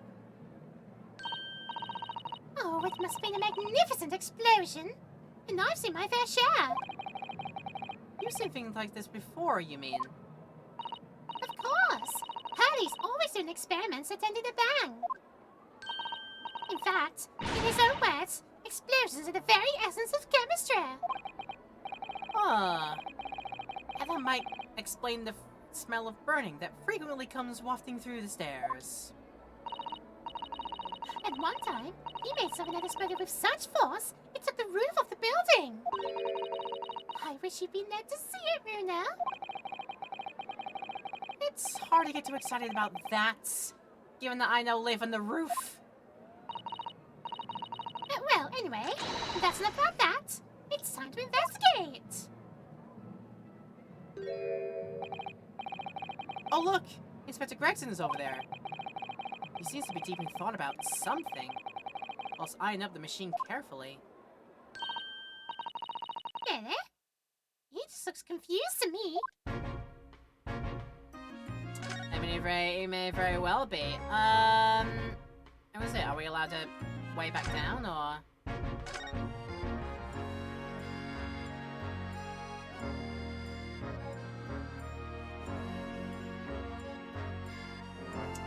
Well, I guess I'm not allowed to way back down now. Well, we'll look up here while we're here. There are all sorts of strange buildings here in the Great Exhibition Grounds, aren't there? I seem to remember something similar being exhibited in Japan one time. Oh, in your country, Runa? Oh, I wish I could go and see it. I present a particularly steely samurai with the presence of one of Hurley's stories I've written especially.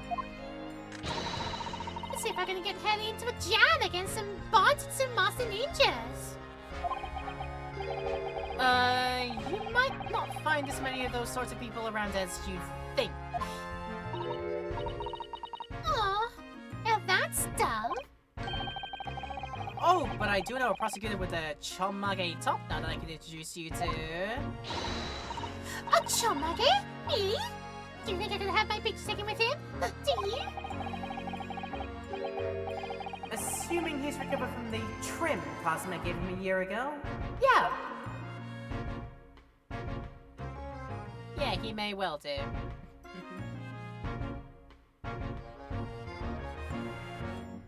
Although the last time we saw it, he decided not to go in. He decided not to be in Chonmage, and honestly, Yunosuke wouldn't know that only Susanoo went. But there you go. What is that giant thing over there? It looks like an enormous water wheel. Oh, that's a Ferris wheel. There'll be people riding inside. There's little cabins you can see. Why? Well, they rotate nice and slowly, so it's a wonderful way to see the surrounding scenery. Wait, it's turning? But it looks completely still. Use your eyes, mate. I can see it. Yes, that's because it's turning slowly. One complete revolution takes about half an hour. If you were mad enough to go in one, it would be more fun to whiz around really fast, don't you think? I feel as So you may have just invented a new sort of ride there, Runa. Yeah, there is such a thing as a fast Ferris wheel. One of those like crazy ones that aren't like static as it is like that. There's some that like ride on a rail around here. And as the Ferris wheel spins, it causes the car to roll about on the rails it's on. So it like moves about and swings like kind of wildly like that. I'm thinking of one particular example of it is in Disney California Adventure, I think it is. That's the most obvious one I can think about. The big Ferris wheel in there, it's got the Mickey face in front of it, and some of the cabs are static like they are in that Ferris wheel, but some of them are on these rails that move around and roll around and make the cabin swing about, depending on where in the loop around it is, because gravity does its thing. I don't know if I particularly like going in one of those just because... I don't know.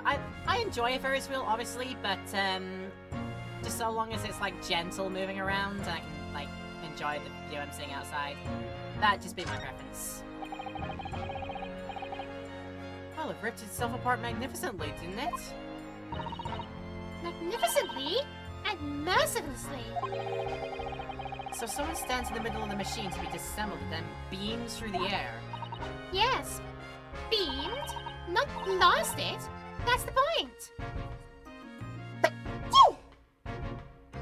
I felt that sneeze brewing as I was reading that line. I'm like, can I finish this line before I start sneezing? And luckily I did. There we go. Yeah, that part's crucial, really. Is something like that even possible, though, Iris? Oh, Rena, I'm just a child. How should I know? A child when it suits you mean? From what I can tell, I think if you pull this up here... Stop! No, don't touch that! That was practically instantaneous kinesis the way you flew over here just now, Bexy. Please, your ladyship. I didn't mean to startle you, but I can't let you touch anything up here. So sorry. You can have some with some of my latest special blend to make up for it.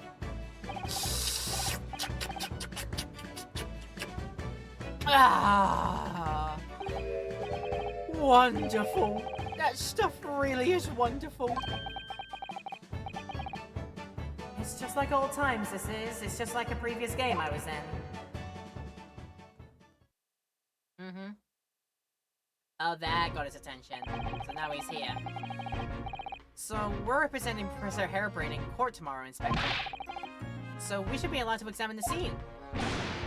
Ha! Listen, Sunshine. Even I'm not allowed to touch anything up here. It's that blasted special dispensation for scientific equipment art to blame. It's driving me botty. Oh yeah, that special dispensation. The professor mentioned that too. More red tape's all we need. I don't know what the government thinks it's playing at sometimes.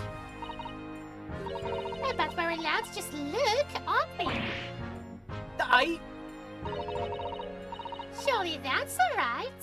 Isn't it, Grexy? My power of suggestion. Don't worry about it. Of course, your ladyship. Anything you say, your ladyship. But please don't get your dainty hands dirty, will you? Don't worry. We wouldn't dream of touching anything, would we, Runa? She really knows how to get what she wants. Like, she really knows how to lay it on thick.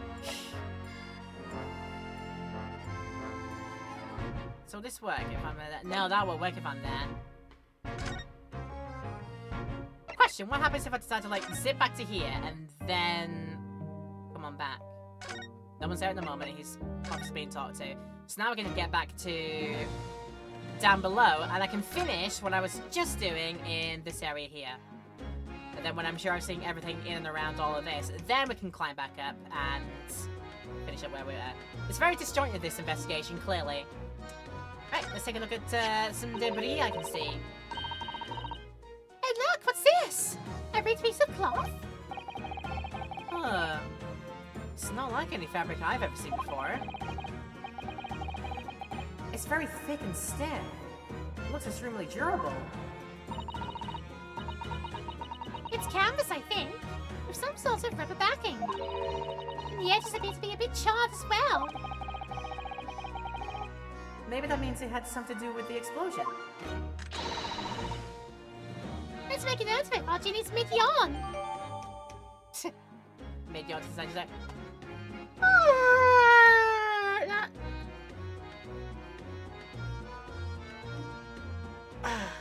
I actually fake yawned, and then I needed to real yawn there.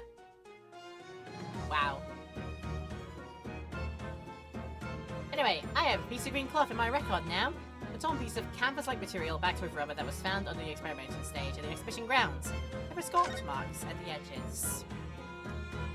Interesting. What about the scorch marks over here? For some reason, the ground is damaged in this spot. Look. Almost as if there was a fire here or something. Oh, yes. If you look closely, there's some scattered ash and burnt embers, too. Well, I suppose there was a big explosion just above here. People probably wouldn't bat an eyelid if a small fire like this would have been. I'm not sure we English are quite that laid back, Runa. You'd bolted at first sign of any danger. Oh, it looks as though somebody dropped something behind the tree just here. Dropped? Or hit? What is this? Some part of the machine that exploded? Or a crossbow-type weapon of some sort? Maybe. It could have fallen from the platform above in the blast, perhaps. Oh, what? What's going on there, then? Oh, nothing. I think I'll hang on to this just in case. What Gina doesn't know won't hurt her. Mysterious contraption updated in my record.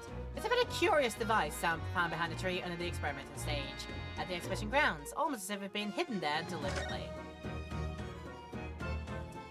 Indeed, indeed. Oh, and I've stolen it. Nah. Crystal Tower.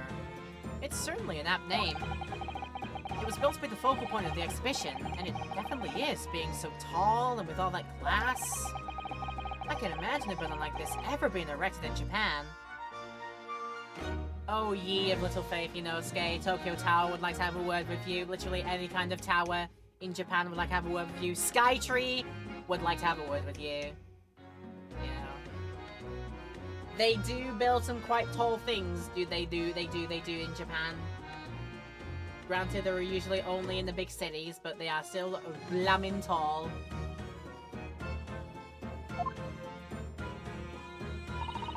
Yeah.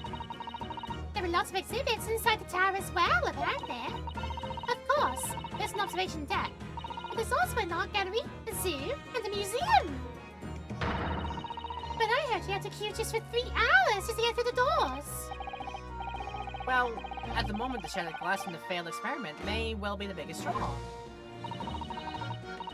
And thanks to that accident, the whole tower is shut. Suddenly, it's not the Crystal Tower anymore, but rather the Crystal Glass Shower. Apparently, everyone's taken to the skies now to look down in the dessert area from above instead. But there's a 3-hour queue to go up in the balloon now. Well, this must be very patient people. Aw, ribbing at us because, oh, we like a queue, don't we? We'll queue up for anything, we will. Just like, fine. Right. What is up above, if anything?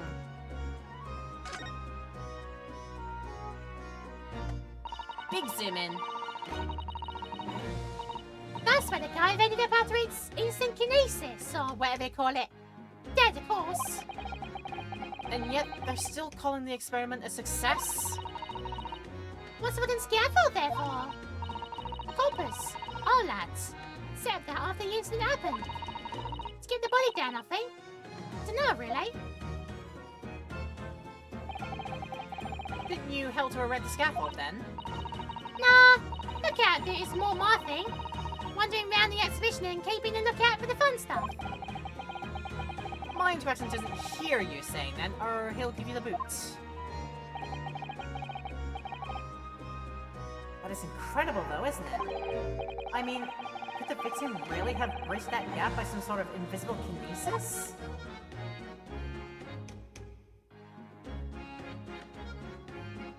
See with that, oh yeah, like I said, blasting off. Is them flying over that and crashing into the window from the pure force of the explosion, just that right, I think. I've been meaning to ask you for a while now, but what are those funny round blobs floating in the sky? Oh, they're the flying balloons I've been talking about. I want to go up in one so much. I've read about situations like this in the magazine about strange phenomena. Creatures from outer space coming round flying objects to attack Earth! What?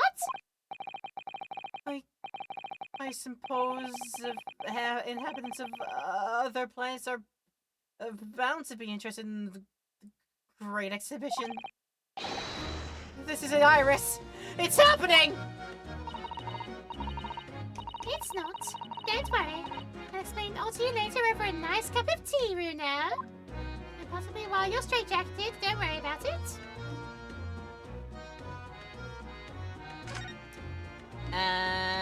Right, so that's all there is on that. I wonder if Gina knows about... nope, she just made pockets. But I can examine it, so I don't know why I haven't. It looks like layers of thick canvas with a thick rubber lining of sorts. I've never seen anything like it before. But applying this to Sholmes' methods, you might deduce it was part of a raincoat worn by someone who really didn't want to get wet. And the charring. It must have occurred when the person was struck by lightning. Or maybe not. Look, Yunosuke, you've already, tried to talk about aliens. Just have a seat on this one. Just have a seat on it. Nope.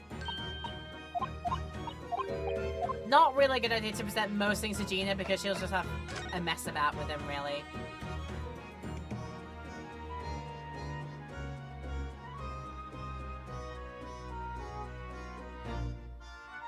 Yeah, like if you talk to me about it, this is a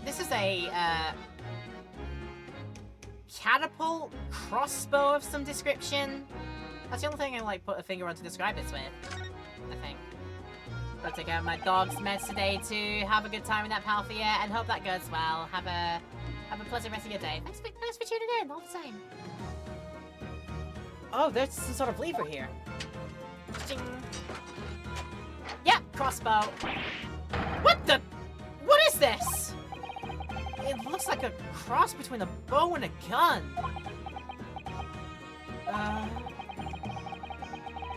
I think it's probably used for the same thing, too. Yeah, it was a crossbow. It's a weapon! Found hidden beneath a tree under the experimental stage in the exhibition ground. It turns out it's a folding crossbow. Well, I've gone and done it now. It looks like you wind this around in order to draw the bowstring back and create tension. You must be able to fire arrows with a huge amount of force using this device then. In fact, I would have imagined it's far more accurate and powerful than the Japanese longbow. I really had no idea what I was picking up when I spotted this at the exhibition grounds. And again, what people don't know won't hurt them. They'll be fine. So yeah, that do be a weapon of some descript. Right, Gina had one more thing about the investigation to say. Let's talk about that. Something Inspector Gregson said before seemed a little strange. For what it's worth, anyway, investigating's off the cards for all of us. Yes, naughty old Gregson ran off after that without explaining himself. Oh, right, that. The boss said no one's allowed to investigate that weird machine that what blew up yesterday. But that's not fair. We're representing the defendant. In that case, could you at least tell us what you've learned about from your investigations? No, you're not getting it. We're acting like to investigate. I'm neither. Why? What did the boss call him again? The forensic investigation team, I think?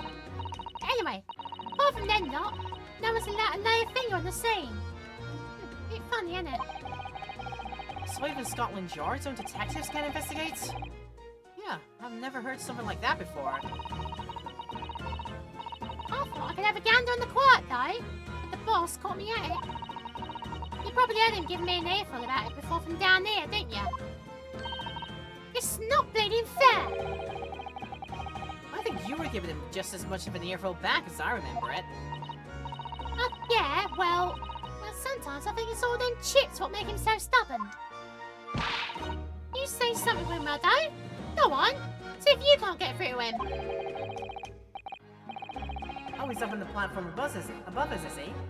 Where the machine that exploded is. You can try, can't you, Runa? Rexy will listen to us. Rexy will listen to you, definitely, yes. Right. Let's take the path back up there again, shall we?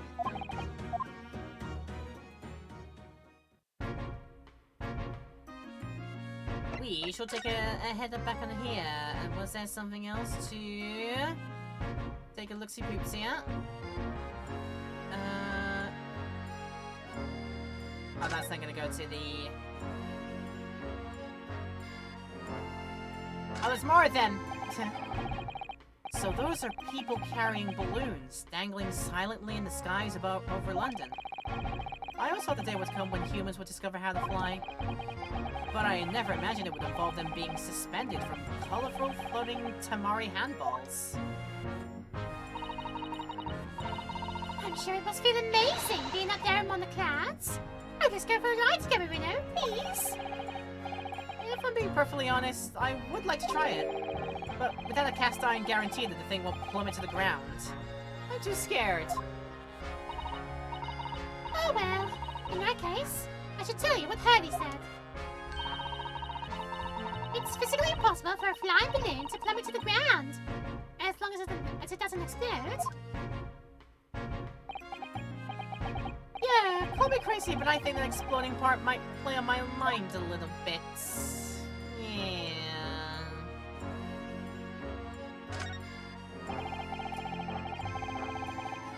That amazing horn-shaped device is pointing towards the Crystal Tower. I suppose once people are disassembled by the machine, they're shut out of that thing to wherever they're going. I don't think it was supposed to shoot anything, Reno. It was set up to beam people to the Crystal Tower, where they'd be reconstructed to their original form. Well, I don't like the look of it. If it was as amazing as it looks, the accident wouldn't have happened in the first place, of course. I suppose that's true, yes. But nothing ever goes according to plan, does it?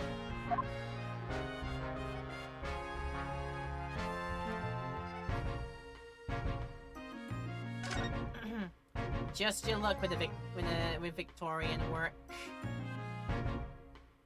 That would be where that being his microphone where he gave his speech. I was saying, does this canister down here act as a thing? Considering how badly damaged everything is, Professor Harebrained was lucky to escape unscathed, I'd say. We should have a good look around the machine while we can, I think. Touch anything and I'll make sure I'll kill you before I get strung up myself, you hear? I won't touch a thing, I promise, so please, spare a thought for your digestion. Anyway, do you really think this machine could actually disassemble people like the professor claims? Eos looking totally incredulous. Don't give it a rest, sunshine. If we were allowed to examine all this bleeding scrap metal, maybe we could answer that question. But we can't, can we? Because of the annoying rules, you mean? Exactly, the annoying and destructive flaming rules! Oh, look at the base of the machine there. Oh yes! There's a tool of some kind poking through the wire mesh. It's a screwdriver, I think. Oh, isn't it a lovely one? The handle's in the shape of the capital letter A! It is? Oh yeah, you're right. What's the matter with you? Don't touch anything I said! Touch anything, I'll make sure I'll kill you before I get strung up myself, I said! Yeah, I understand. Sorry. I only touched the teeny wee little bit. But Grexy, I'm very curious about the screwdriver. Very, very, very curious. Of course, your ladyship. Oh, you're so clever, your ladyship. Fancy spotting something like this. But I'm afraid I can't let you have it. But we're not any fast. I assure you, I will investigate it thoroughly.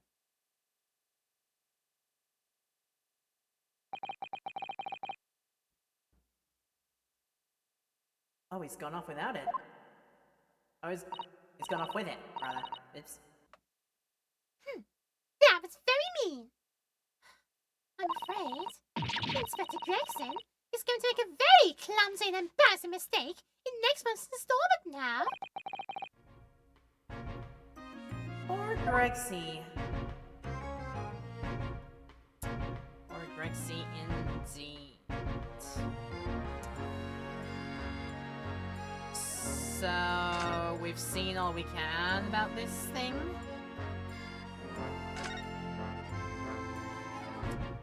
I suppose if so. But we did not finish the talk with you, so let's go over that.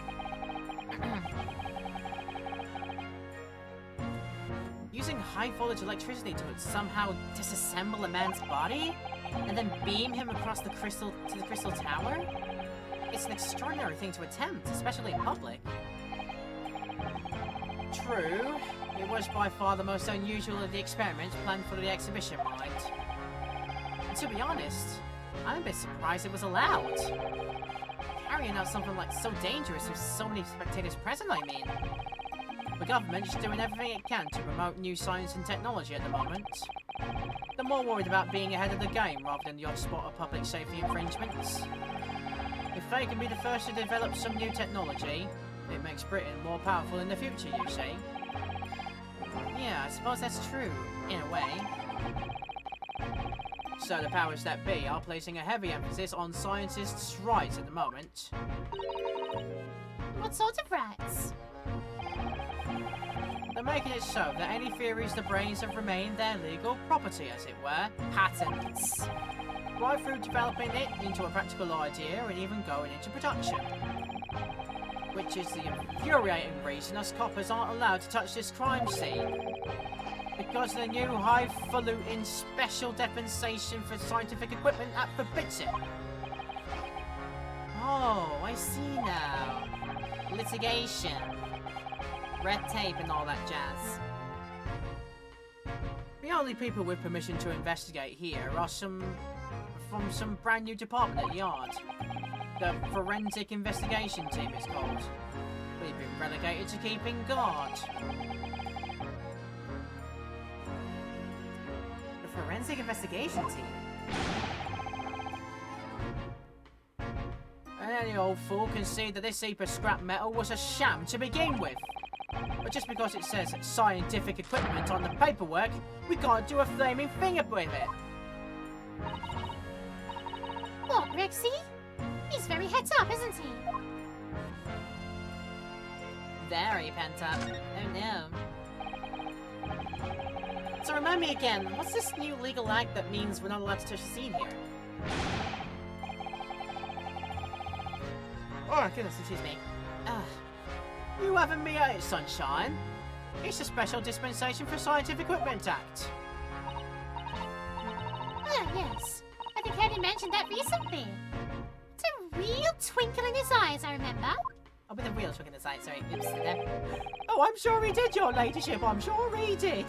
But especially for this great exhibition it was. All scientists have to do is vet their ideas or inventions to some suits in the civil service. While I present a Mr. Yopless in the chat! How goes the journey so far? I hope it's going pleasantly and you're not held up or anything. At the very least, I hope to give you a little bit of company during whatever travel you may still be on, if you are still on any of them. But yeah, hope you're doing well, mate. And if it gets rubber stamps, that's a guarantee of rights to maintain the invention's confidentiality. Oh, the boys made it! Let's go. Let's go indeed. Hope you're having fun there. I don't know if you just arrived or if you've been there for like a few. But either way, Yay! the boy is going on his adventure. What does that really mean? Well, think about it. Think of all the world-changing new inventions on display every day at this exhibition. Well, good offer them are a load of cobblers, if you ask me. Put forward by shammers like yourself. Wow, thanks for that. Oh, I love how absurd some of the adventures here are. It's all so fun. It might be fun to you, but a member of the force has to be present at every single demonstration. Can you imagine, eh? Hang science, that's what I say. Wow. Oh, I don't think so. That sounds like my dream job. Oh, you'd soon think otherwise after spending a day guarding all these shammers, bogus contraptions. Chilling for now, can't sign into the hotel until 3. Yeah, of course, yeah. I mean, there's like an hour left until that time. Okay. Yeah, an hour. An hour. I'm trying to work out like what the time difference is like for me right now, and I'm like, no, that works out, that checks out, it's an hour. But if they're all bogus, how can anyone hope to demonstrate them? There'd be no point. Yeah, well, there is a point, sadly. Sorry? Thanks to another one of our government's bright ideas. If any theory or invention is deemed to show potential, the government hands out a research grant. The scientists get funding? Exactly. And that's what they're all after, all these shammers coming from far and wide to clog up Hyde Park. And who has to keep them all safe, eh? Who has to smile politely and welcome them? Us coppers, that's so. So you can see why I say it now, can't you? Hang science! Hang it! Oh, well, maybe I can see your point. There we go. Alright, how about the one in charge of this experiment in particular? Apparently Professor Hairbrain lives and works in Germany now, conducting his research. Yep, that's right. Came back to Britain especially for the Great Exhibition, as I understand it. Probably after one of the government's research grants. Actually, we learned something else about the professor earlier today. About his time in further education. It turns out he was at university with someone we both know. Lord Van Zeeks. Hey, what's that? That's news to me. But if Van Zeeks mans the prosecution, then as the accused, the professor's fate is... sealed? Because the Reaper will get him one way or another. God blimey! That man's beyond me!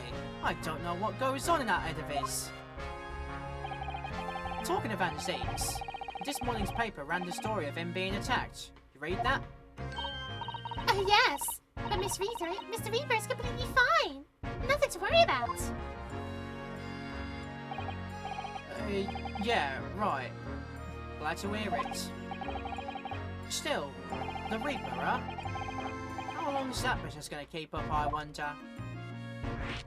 For as long as he damn well pleases.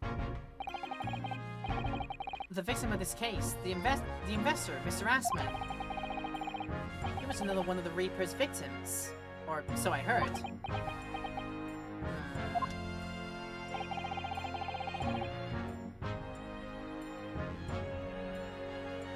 There goes another yawn, sorry. I keep doing that. Lord Baron Van Zieks is a top-class prosecutor. But even he can't always push the right verdict through. Sometimes justice can't win. Yeah, I've read about jurors being bribed and evidence being falsified. And that's how the notion of the Reaper of the Bailey came about, isn't it? Obviously, Scotland Yard suspected Van Zieks initially. We all assumed he was taking matters into his own hands if he failed to seal the deal in court. Would go up and bite their necks and drink all their blood. That's what we thought. Although the man himself denies that charge. Well, we've done a very thorough investigation, and the conclusion we reached is that Lord Van Zieks is in no way related to the deaths of those people outside the courtroom. There's no question in my mind. I'd stake my reputation on it, I would. But if that's true, then how do you explain it? All those defendants couldn't just have coincidentally died if nobody killed them. Well, I know that, but I can't explain it. It's a mystery after all, isn't it? That's the whole point of the Reaper. Professor Harebrained mentioned something else.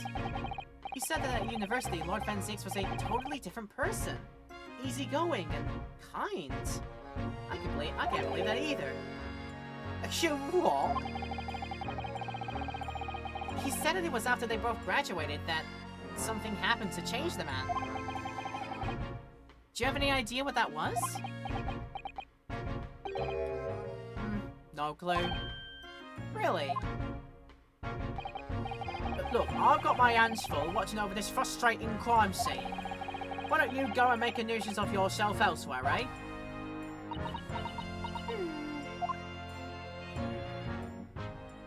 Well, we are being very rudely shooed away.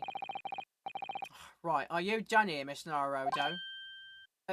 Sorry?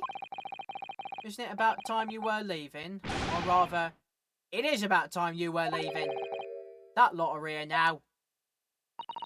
That lot? The forensic investigation team. They'll be giving me the heave-ho in a minute, too. Oh dear, poor Grixie. Here, have a look of my special plan to cheer you up.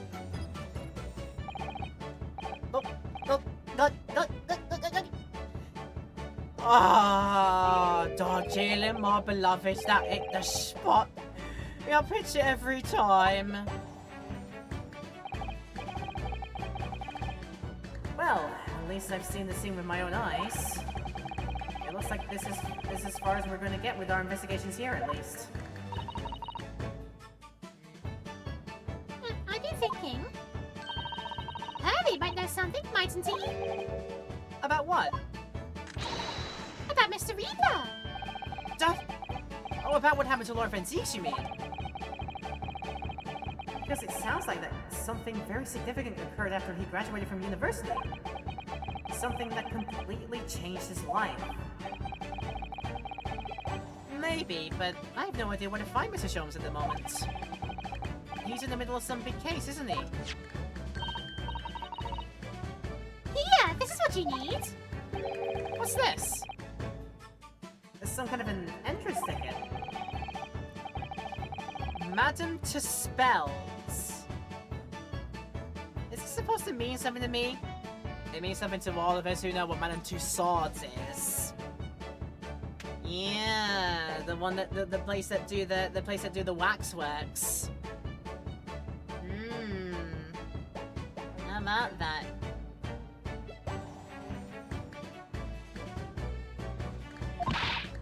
Did you find me? Oh, you didn't know it? It's the most popular attraction in London at the moment. It's very close to Baker Street, actually. We can go now if you like. No, we don't have time for visiting attractions today, Iris. We have a big trial tomorrow. Oh, but we're going anyway. But that's where Harvey is. What? This popular London attraction? Yes. How is it you know where he is? Harry told me. But he told me to keep it a secret from you, Runa. So, Madame Tuspells. I don't see how it could be related to the case we're investigating here, but then... stranger things have happened. And when they happen, Mr. Sholmes is usually at the heart of them. Very usually. Alright. Oh, I don't dare. I don't dare.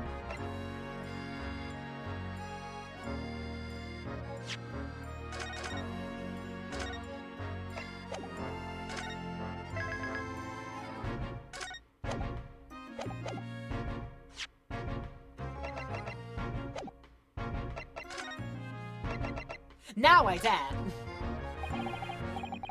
As a detective, what do you make of this? Personally speaking, 9 times out of 10 I find clues turn out to be red herrings. So there's every chance that's totally irrelevant.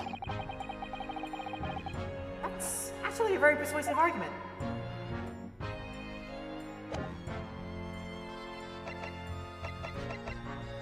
Not where I thought that was gonna go, in all honesty. I thought it was gonna be like, what the da-da-da-da-da-da?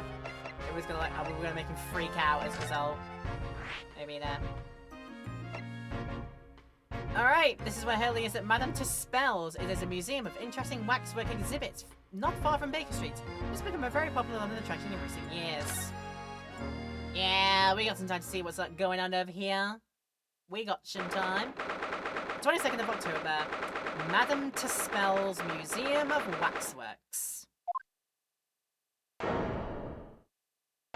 Jack the Ripper. Something like that, and... wow! What is this place? Look at all those terrifying scenes! Why are all the people so still? Guillotines? Ruthless murderers? Oh, I know what I'll be dreaming about tonight, and it's not gonna be pretty. Oh yeah, exactly right. Bluminette, watch where you point that thing! That's exactly, yeah, he could very well say that as well.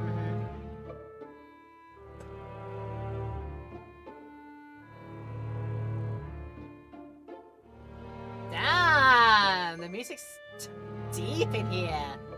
Listen to it. Oh. They're all wax models. They're amazingly realistic, aren't they? What do you think, Runa? Shocked? Wax models? Ah! I read about dead bodies and wax ones in a magazine about strange phenomena. Depending on how corpses are kept after death, parts of them can turn into wax, apparently. It's called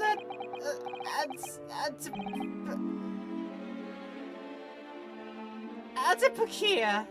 Adipocia? How the hell do you say that line so I can say that properly and sound scared while I do it? Because obviously this man is said. Alright, define. Because we're using old-timey words again. Define adipocia.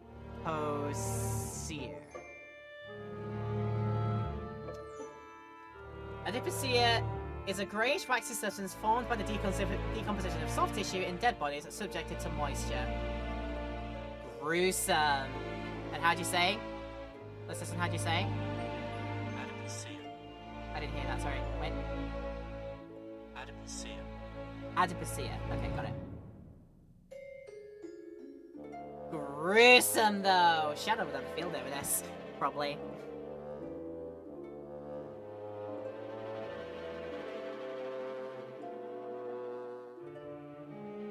Wow. It's called Adipocia. Stop talking about creepy things like that, Runa. You're scaring me. I'm only 10 years old. Anyway, Adipocia doesn't form readily, you know. It evolves into the... Ah! What now? I've just remembered something else I read in another magazine about strange phenomena. There was an old lady, maybe a witch, who used to pour molten wax over corpses and put them on display. None of the exhibits in here are real. They're all entirely man-made replicas. They can't be! Do you really expect me to believe that? Just look at them! Oh! There's no way anyone can make models of people that are this realistic. Oh, I read that line as a Yonosuke line, and that Yonosuke line is an Iris line. Let me just give me a moment. Let's try all that again. There's no way anybody can make models of people that are this realistic, and they're all such gruesome scenes. Such a... Wait.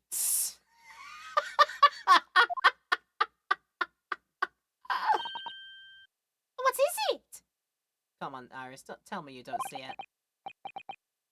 Oh, no, no, no, no. No, I must be seeing things.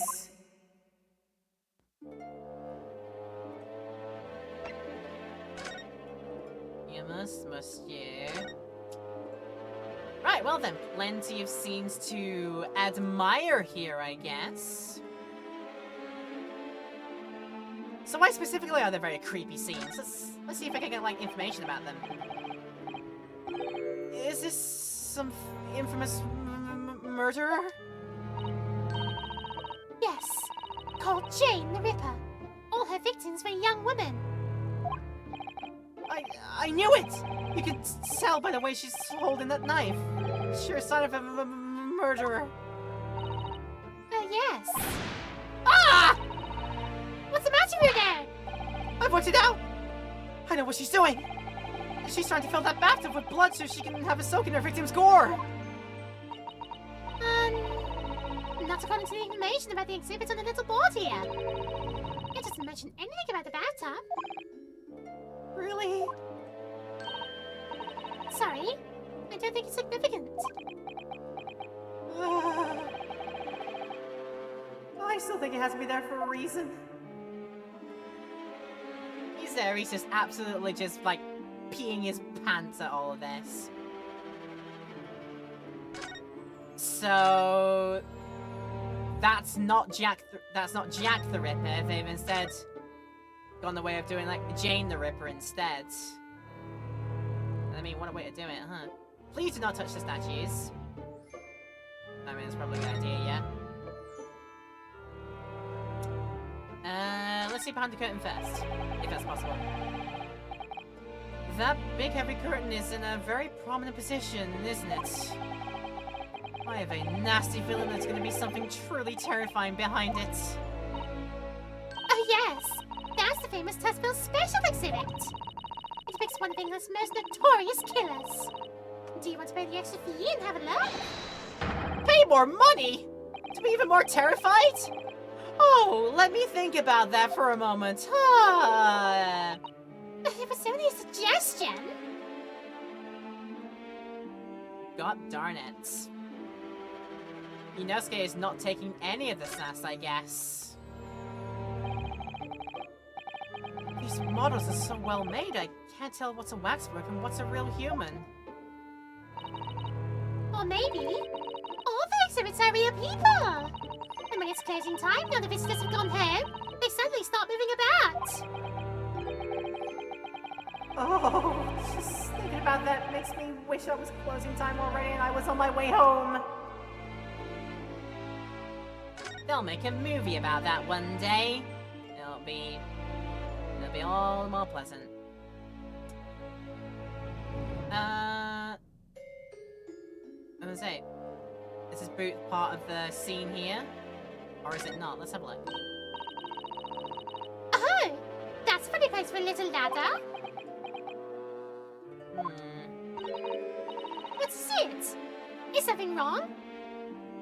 Dude, I'm a protagonist for a great Ace Attorney game. I am the ancestor of one Phoenix Wright who has a famous problem with ladders and step ladders. Yes, I have a problem. No, it's just that in Japanese we have a totally different word for a ladder that falls in half like that. You do it in English too, you know. It's a step ladder, or just steps. So be careful of making assumptions about other cultures, you know. That's how wars are started.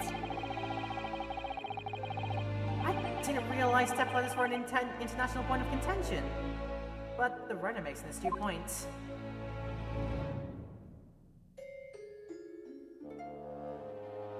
Ah, so the seniors over there, you can have a look at the step ladder first. Okay, okay.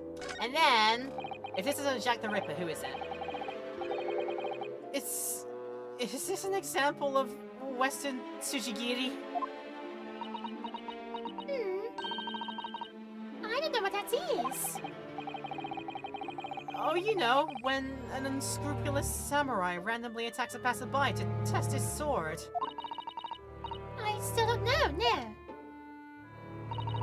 But actually, a waxwork samurai would probably be hugely popular.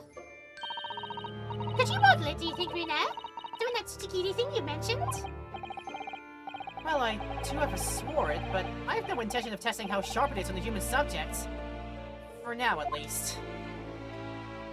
Yeah. Did I not clear the hand of uncertainty? Yeah, I was saving that. Don't worry about it. I was saving that. We were just making sure things over here.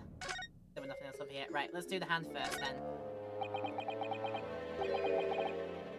Is this an arm? It looks like an arm, doesn't it? Maybe one of the waxwork models has fallen over. You don't think it could be the work of one of the mass murderers in here, do you? Runa, just stop scaring me. Is it a wax arm? Or a real one? Come on, you're always pointing that finger of yours in court. Hold it on now and see how it feels. Objection! Won't even try it. That's fair. That's completely fair news. It's completely fair news. Alright, Mr. Man. Why are you like this? It's the great detective, Mr. Herlock Sholmes! Mr. Sholmes has his own wax statue in here? Really? Well, he is well famous after all. It is an uncanny resemblance, isn't it? Makes my skin crawl to look at it. I know.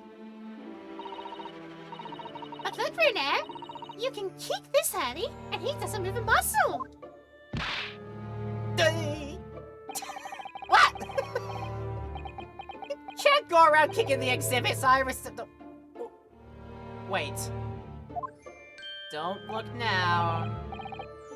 It just moved, I'm sure. And not just a little bit either.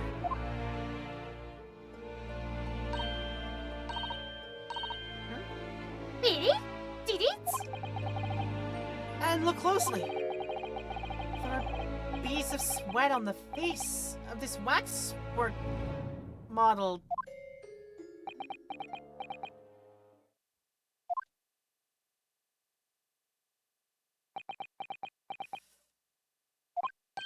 Shh. Shall we move on, Iris? Over there! Look, there's a great murder scene to enjoy. Much more appealing. Hold it! My dear fellow, I take exception to your recoiling in such a manner, as if you've seen something truly abhorrent.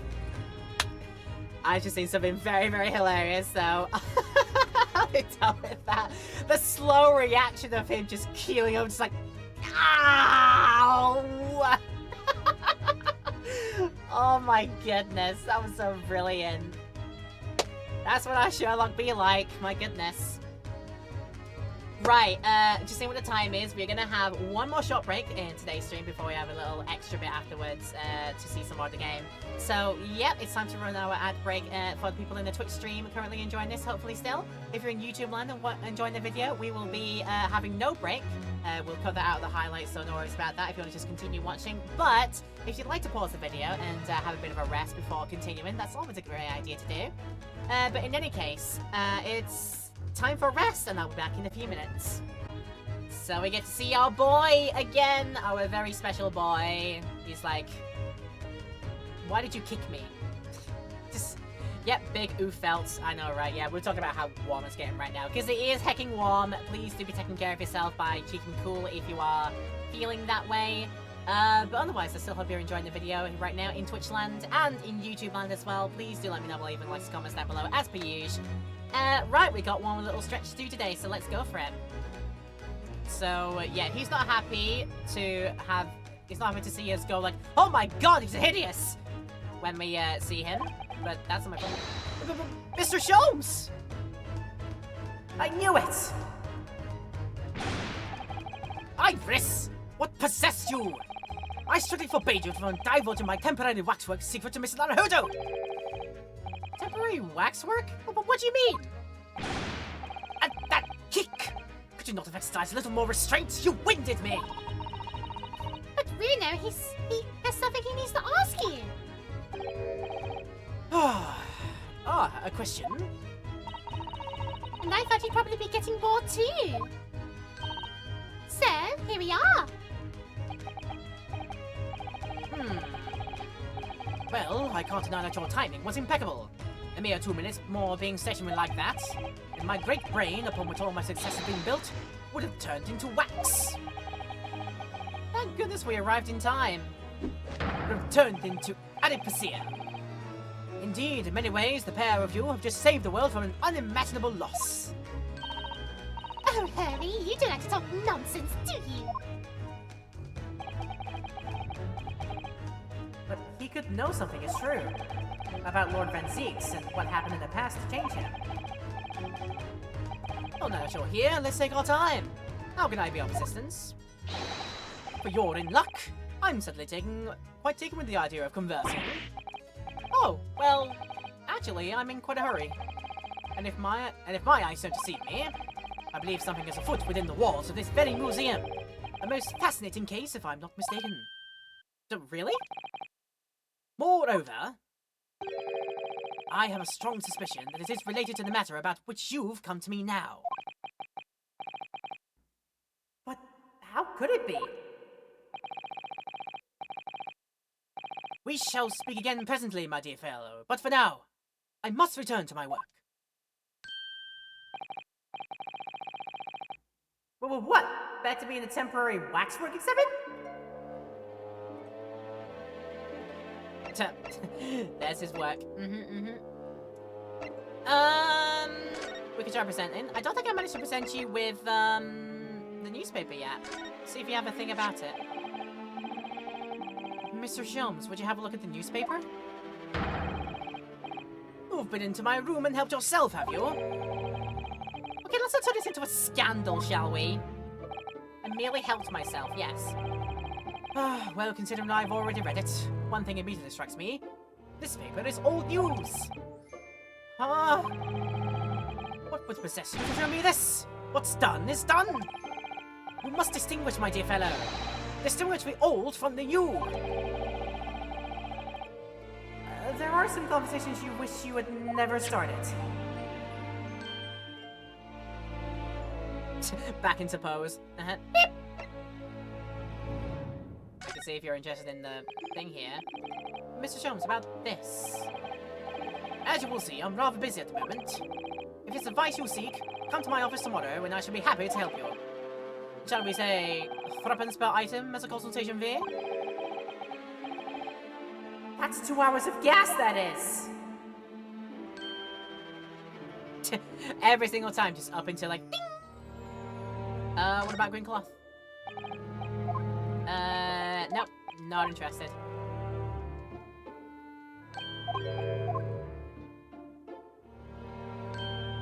Ding! Ding!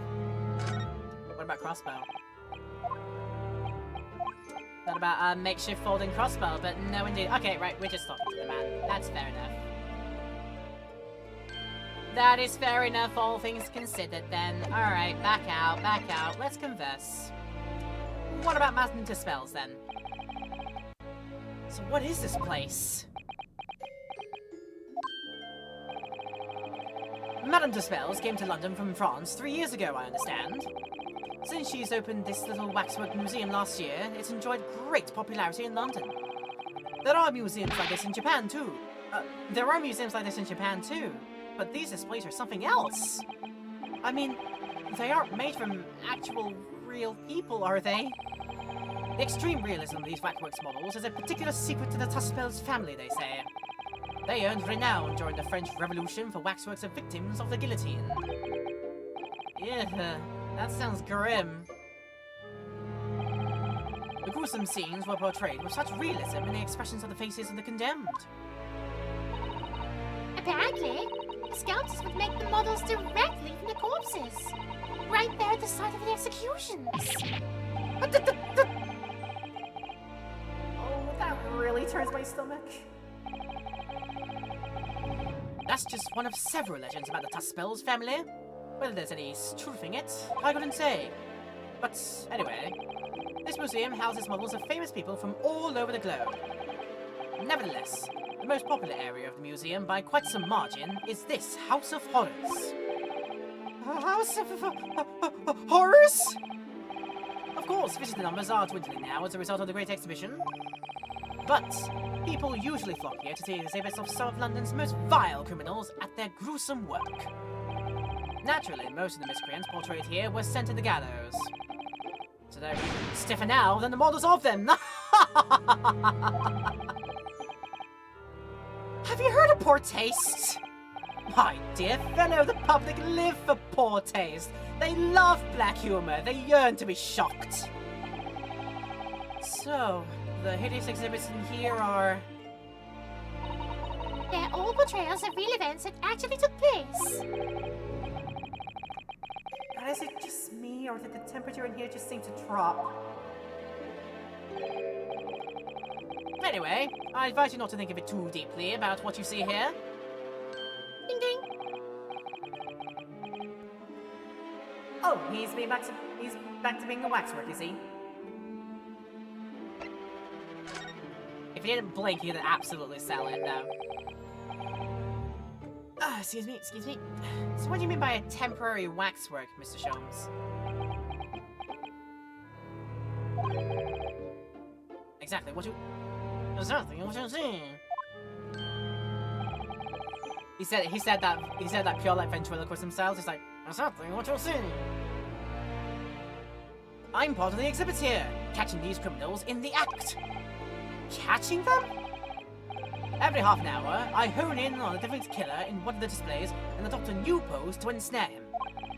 When members of the public come for a close look, I offer them my hand to shake. For a shilling, I'll happily allow him to take a photograph of us. Us? Does he mean him and the waxwork murderers in here? But why, Mr. Sholmes? My dear fellow, wasn't it obvious? For the money!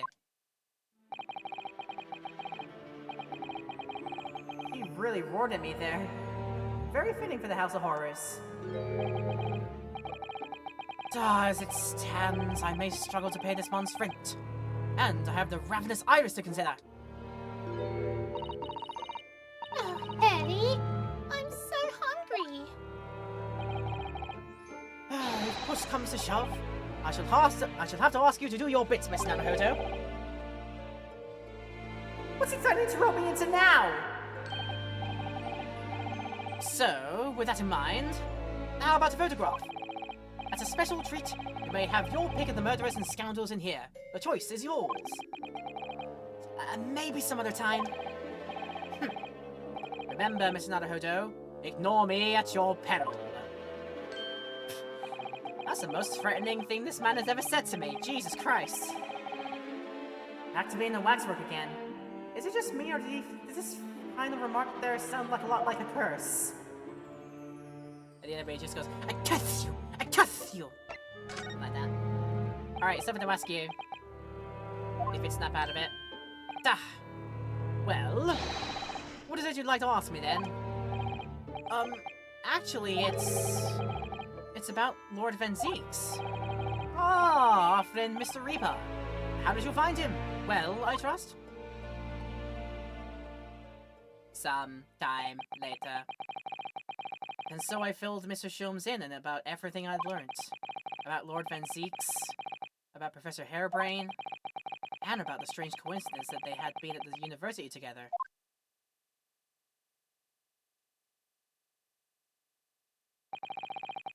So I'm wondering what it was that happened to make Lord Van Ziek such a different person. I was sure that you'd know, Hurley.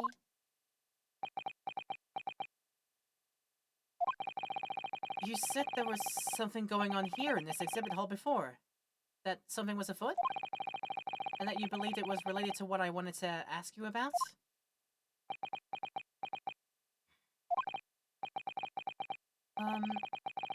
Mr. Sholmes?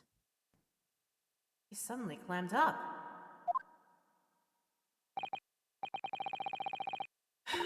Well, it seems we've reached the unavoidable Greetings. I don't know who says greetings until I see the face that says it. I am going to go neutral.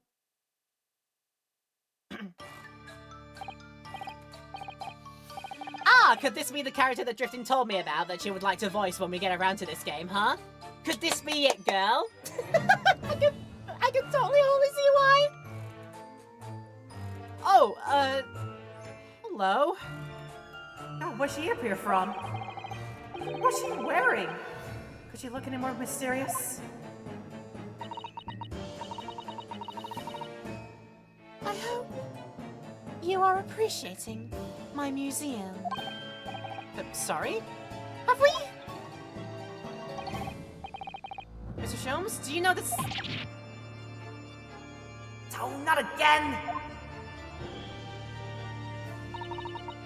Oh, my apologies. I am Esmeralda Tuspels.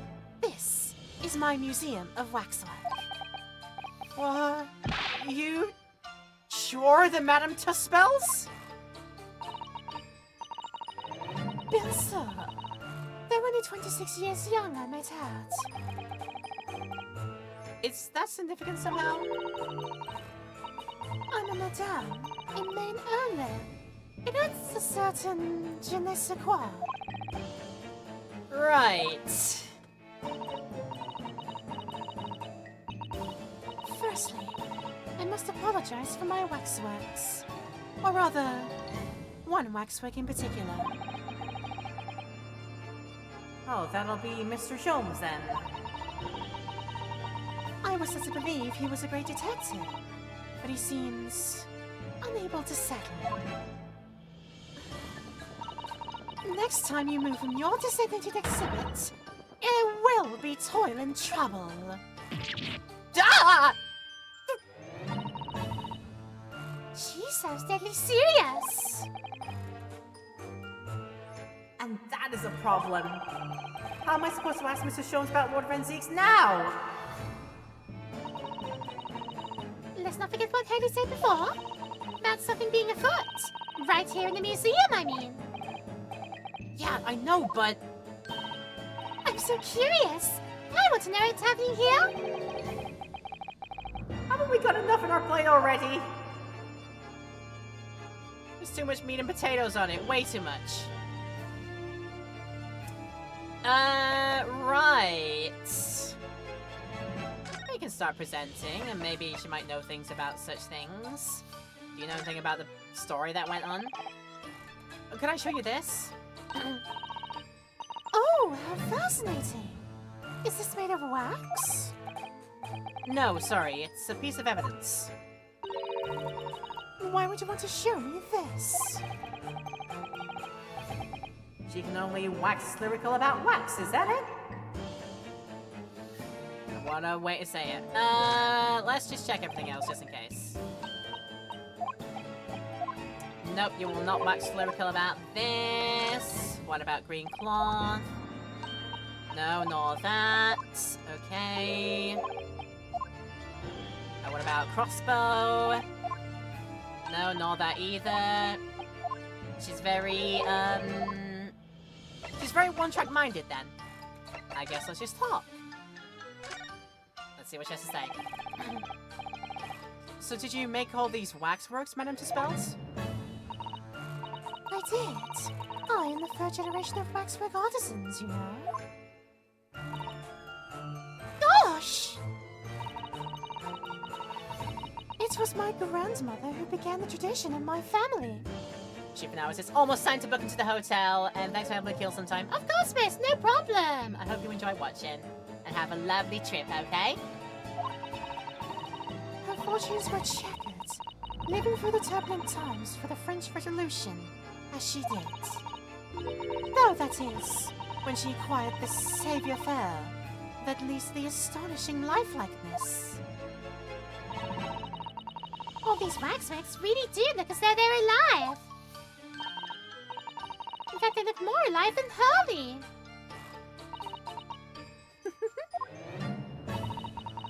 What you see exhibited here represents the most atrocious of London's criminal past. All the waxworks were created in the presence of the real people on which they are modelled, in the hours immediately following their executions. That is the secret to the extraordinary lifelikeness. That sounds terrifying. All walks of life have similar challenges, I'm sure. To carry out one's trade par excellence, one must go to extraordinary lengths. My exhibits are a reflection of society. I create only that which the public wishes to see. Ugh. Why couldn't the publisher have wished for something less horrifying? Yeah, you forget that people were all about watching the public executions back in there. Oh, do not fear. Sorry? This room is the only room in the museum with such a macabre theme. I do hope you'll explore. There are models of famous singers, actors, politicians. Something for every taste, I hope. It was Iris who dragged me straight into here, come to think of it. Sorry, perhaps I should have eased you into things. So you're right. The Herlock Sholmes waxwork, then, in quotation marks, waxwork. So, what's the situation with that? Ah, my temporary waxwork model? He approached me some days ago, you see, with a business proposal. Oh, what sort of proposal? My dear madam, what these boss exhibits need is the addition of a world-famous great detective.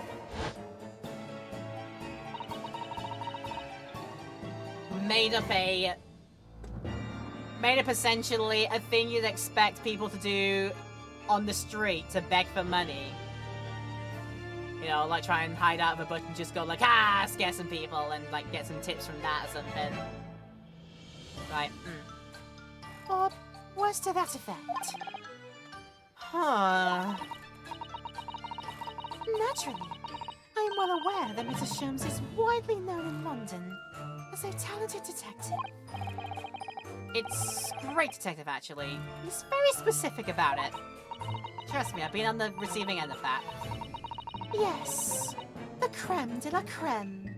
So I was keen to come to some arrangement with him, of course. But sadly, we were unable to agree terms. Let me guess. Someone wanted to charge an exorbitant price for his services? For a mere £500, I will dive into your cauldron of wax this very moment. Or worse to that effect. Mr. Sholmes might have overdone it slightly with a sales pitch. Regrettably, the museum has a shortage of funds at the moment due to unforeseen circumstances. So we came to the current arrangement instead. Surely he doesn't need to do what he's doing though, does he? I would think not, but he was very insistent. I have a 50-shilling problem that must be resolved by the morning. Or worse to that effect. What is it with this game? And it's like rules of 3. Like a line or a motif or a riff has to repeat it 3 times over in like different, just slightly different ways. So like really hammering the joke, does it? I mean, feathers. Oh, it's the pawnbroker, that's what it is. He must have something to redeem. Is the consulting detective work not going so well? Oh gosh, say that to his face, I dare you. Something afoot. Let's check out this. I wonder, could I ask you something? Bien sûr. I'm just curious. Excuse me. Is anything going on in the museum at the moment? That should be a question. Some kind of incident, perhaps?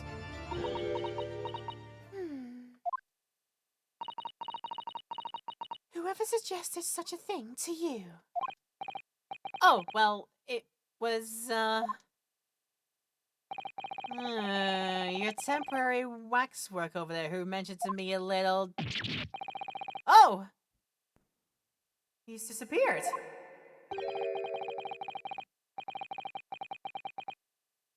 A wax model is a work of art, doesn't told you how to portray it. Ah! There you are! Leaving the exhibit again when you should be working? Do you wish to be melted down? My dear Madame Tuspels, save your reprimands. There are more pressing concerns. The wax can wait. It's our ideas about your current problem we must throw into the melting pot instead. Personally, I would advise you not to involve the police. Oh, why ever not? Oh, she's turned white as a sheet. Because you have at your disposal a great detective, whose services you may employ for a mere 50 shillings. Though please be aware that I prefer... No, I insist upon payment in advance.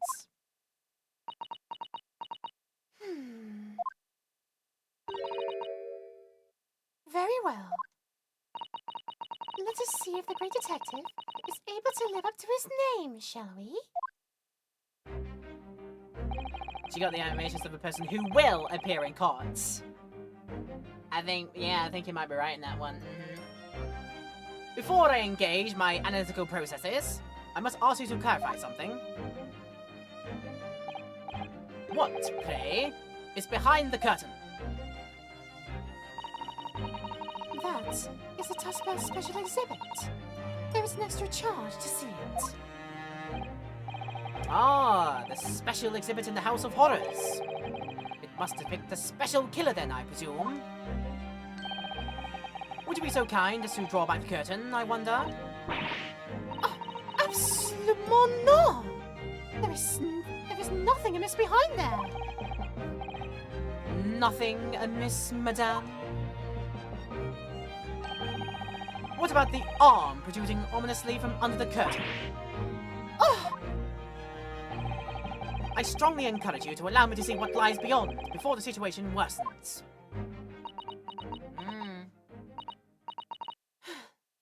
yes.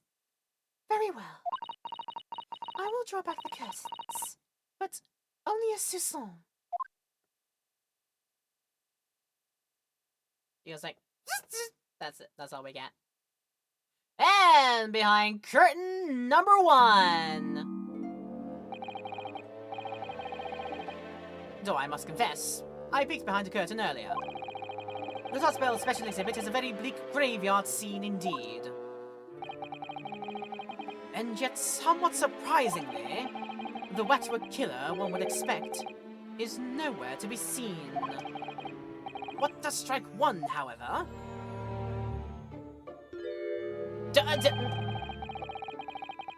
I've seen this guy before. He was one of the, he was one of the foremen for, one of our trials in game number 1, I think. I remember him. So what strikes one as concerning is the portly gentleman lying peacefully on his back on the floor.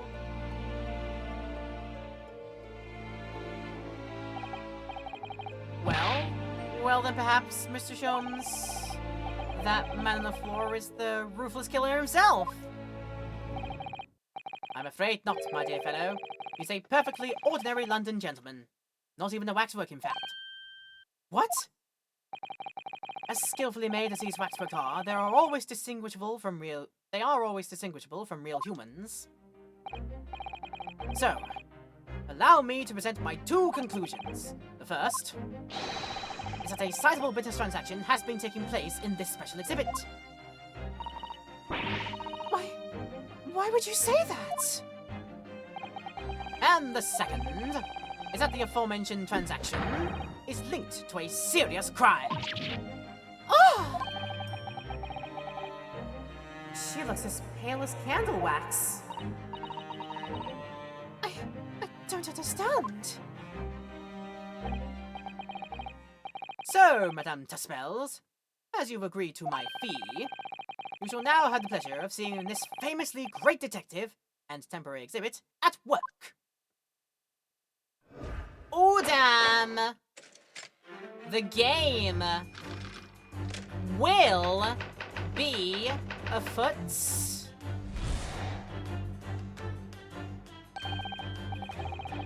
Let's see if we can pause this just a sec. Yeah, right then. The game will be afoot. We will start our next episode of this series with the Dance of Deduction. It's gonna make a comeback. So let's hope I can remember what this is gonna be like when we come back from this. But yeah, that's gonna be it. I have to take a pause here and think about getting ready for my sleepies now, unfortunately. But we will come back to this series and hopefully have a wonderful time with it in our next episode coming up very, very soon, if it isn't already out by this point. I want to say a big thank you to everybody in my Twitch stream. Hopefully you're enjoying this stream today. And all of you in the YouTube video as well that we've made after the fact. If you've watched from there, thank you for sticking around for this long. If you have, do let me know if you've enjoyed it by leaving likes and comments and such down below. If you want to hit the subscribe button and the bell to get push notifications for uploads of this series and more in the future, then that is completely up to you, but I would appreciate it. And I would love you forever if you decided to show your support that way. And yeah, if you were, just in case y'all were unawares of that in Twitchland, the YouTube VODs channel, Laura Petal VODs, will have this video ready in about a week's time from now. So do make sure you're tuning into the YouTube channel to see uploads go up in there. As my new permanent home, hopefully, for highlights coming up.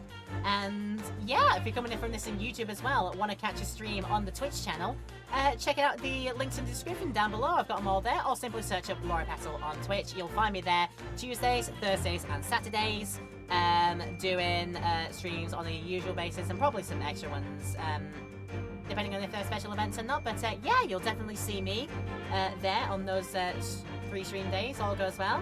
So maybe, hopefully I'll see you over there at some point.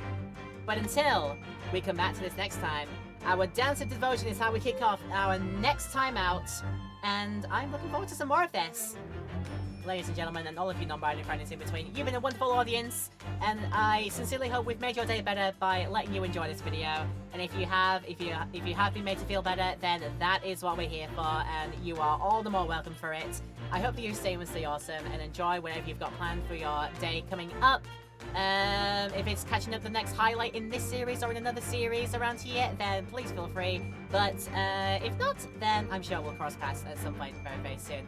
Until then, stay well, everyone. Please take care of yourselves and have a lovely time until we next see each other again. Alright, with that all said, and I don't think I have anything else to say. Nope, that's it. Okay, right, with that all said, thanks so much for tuning in. I love you all so much. And please, take care of yourselves.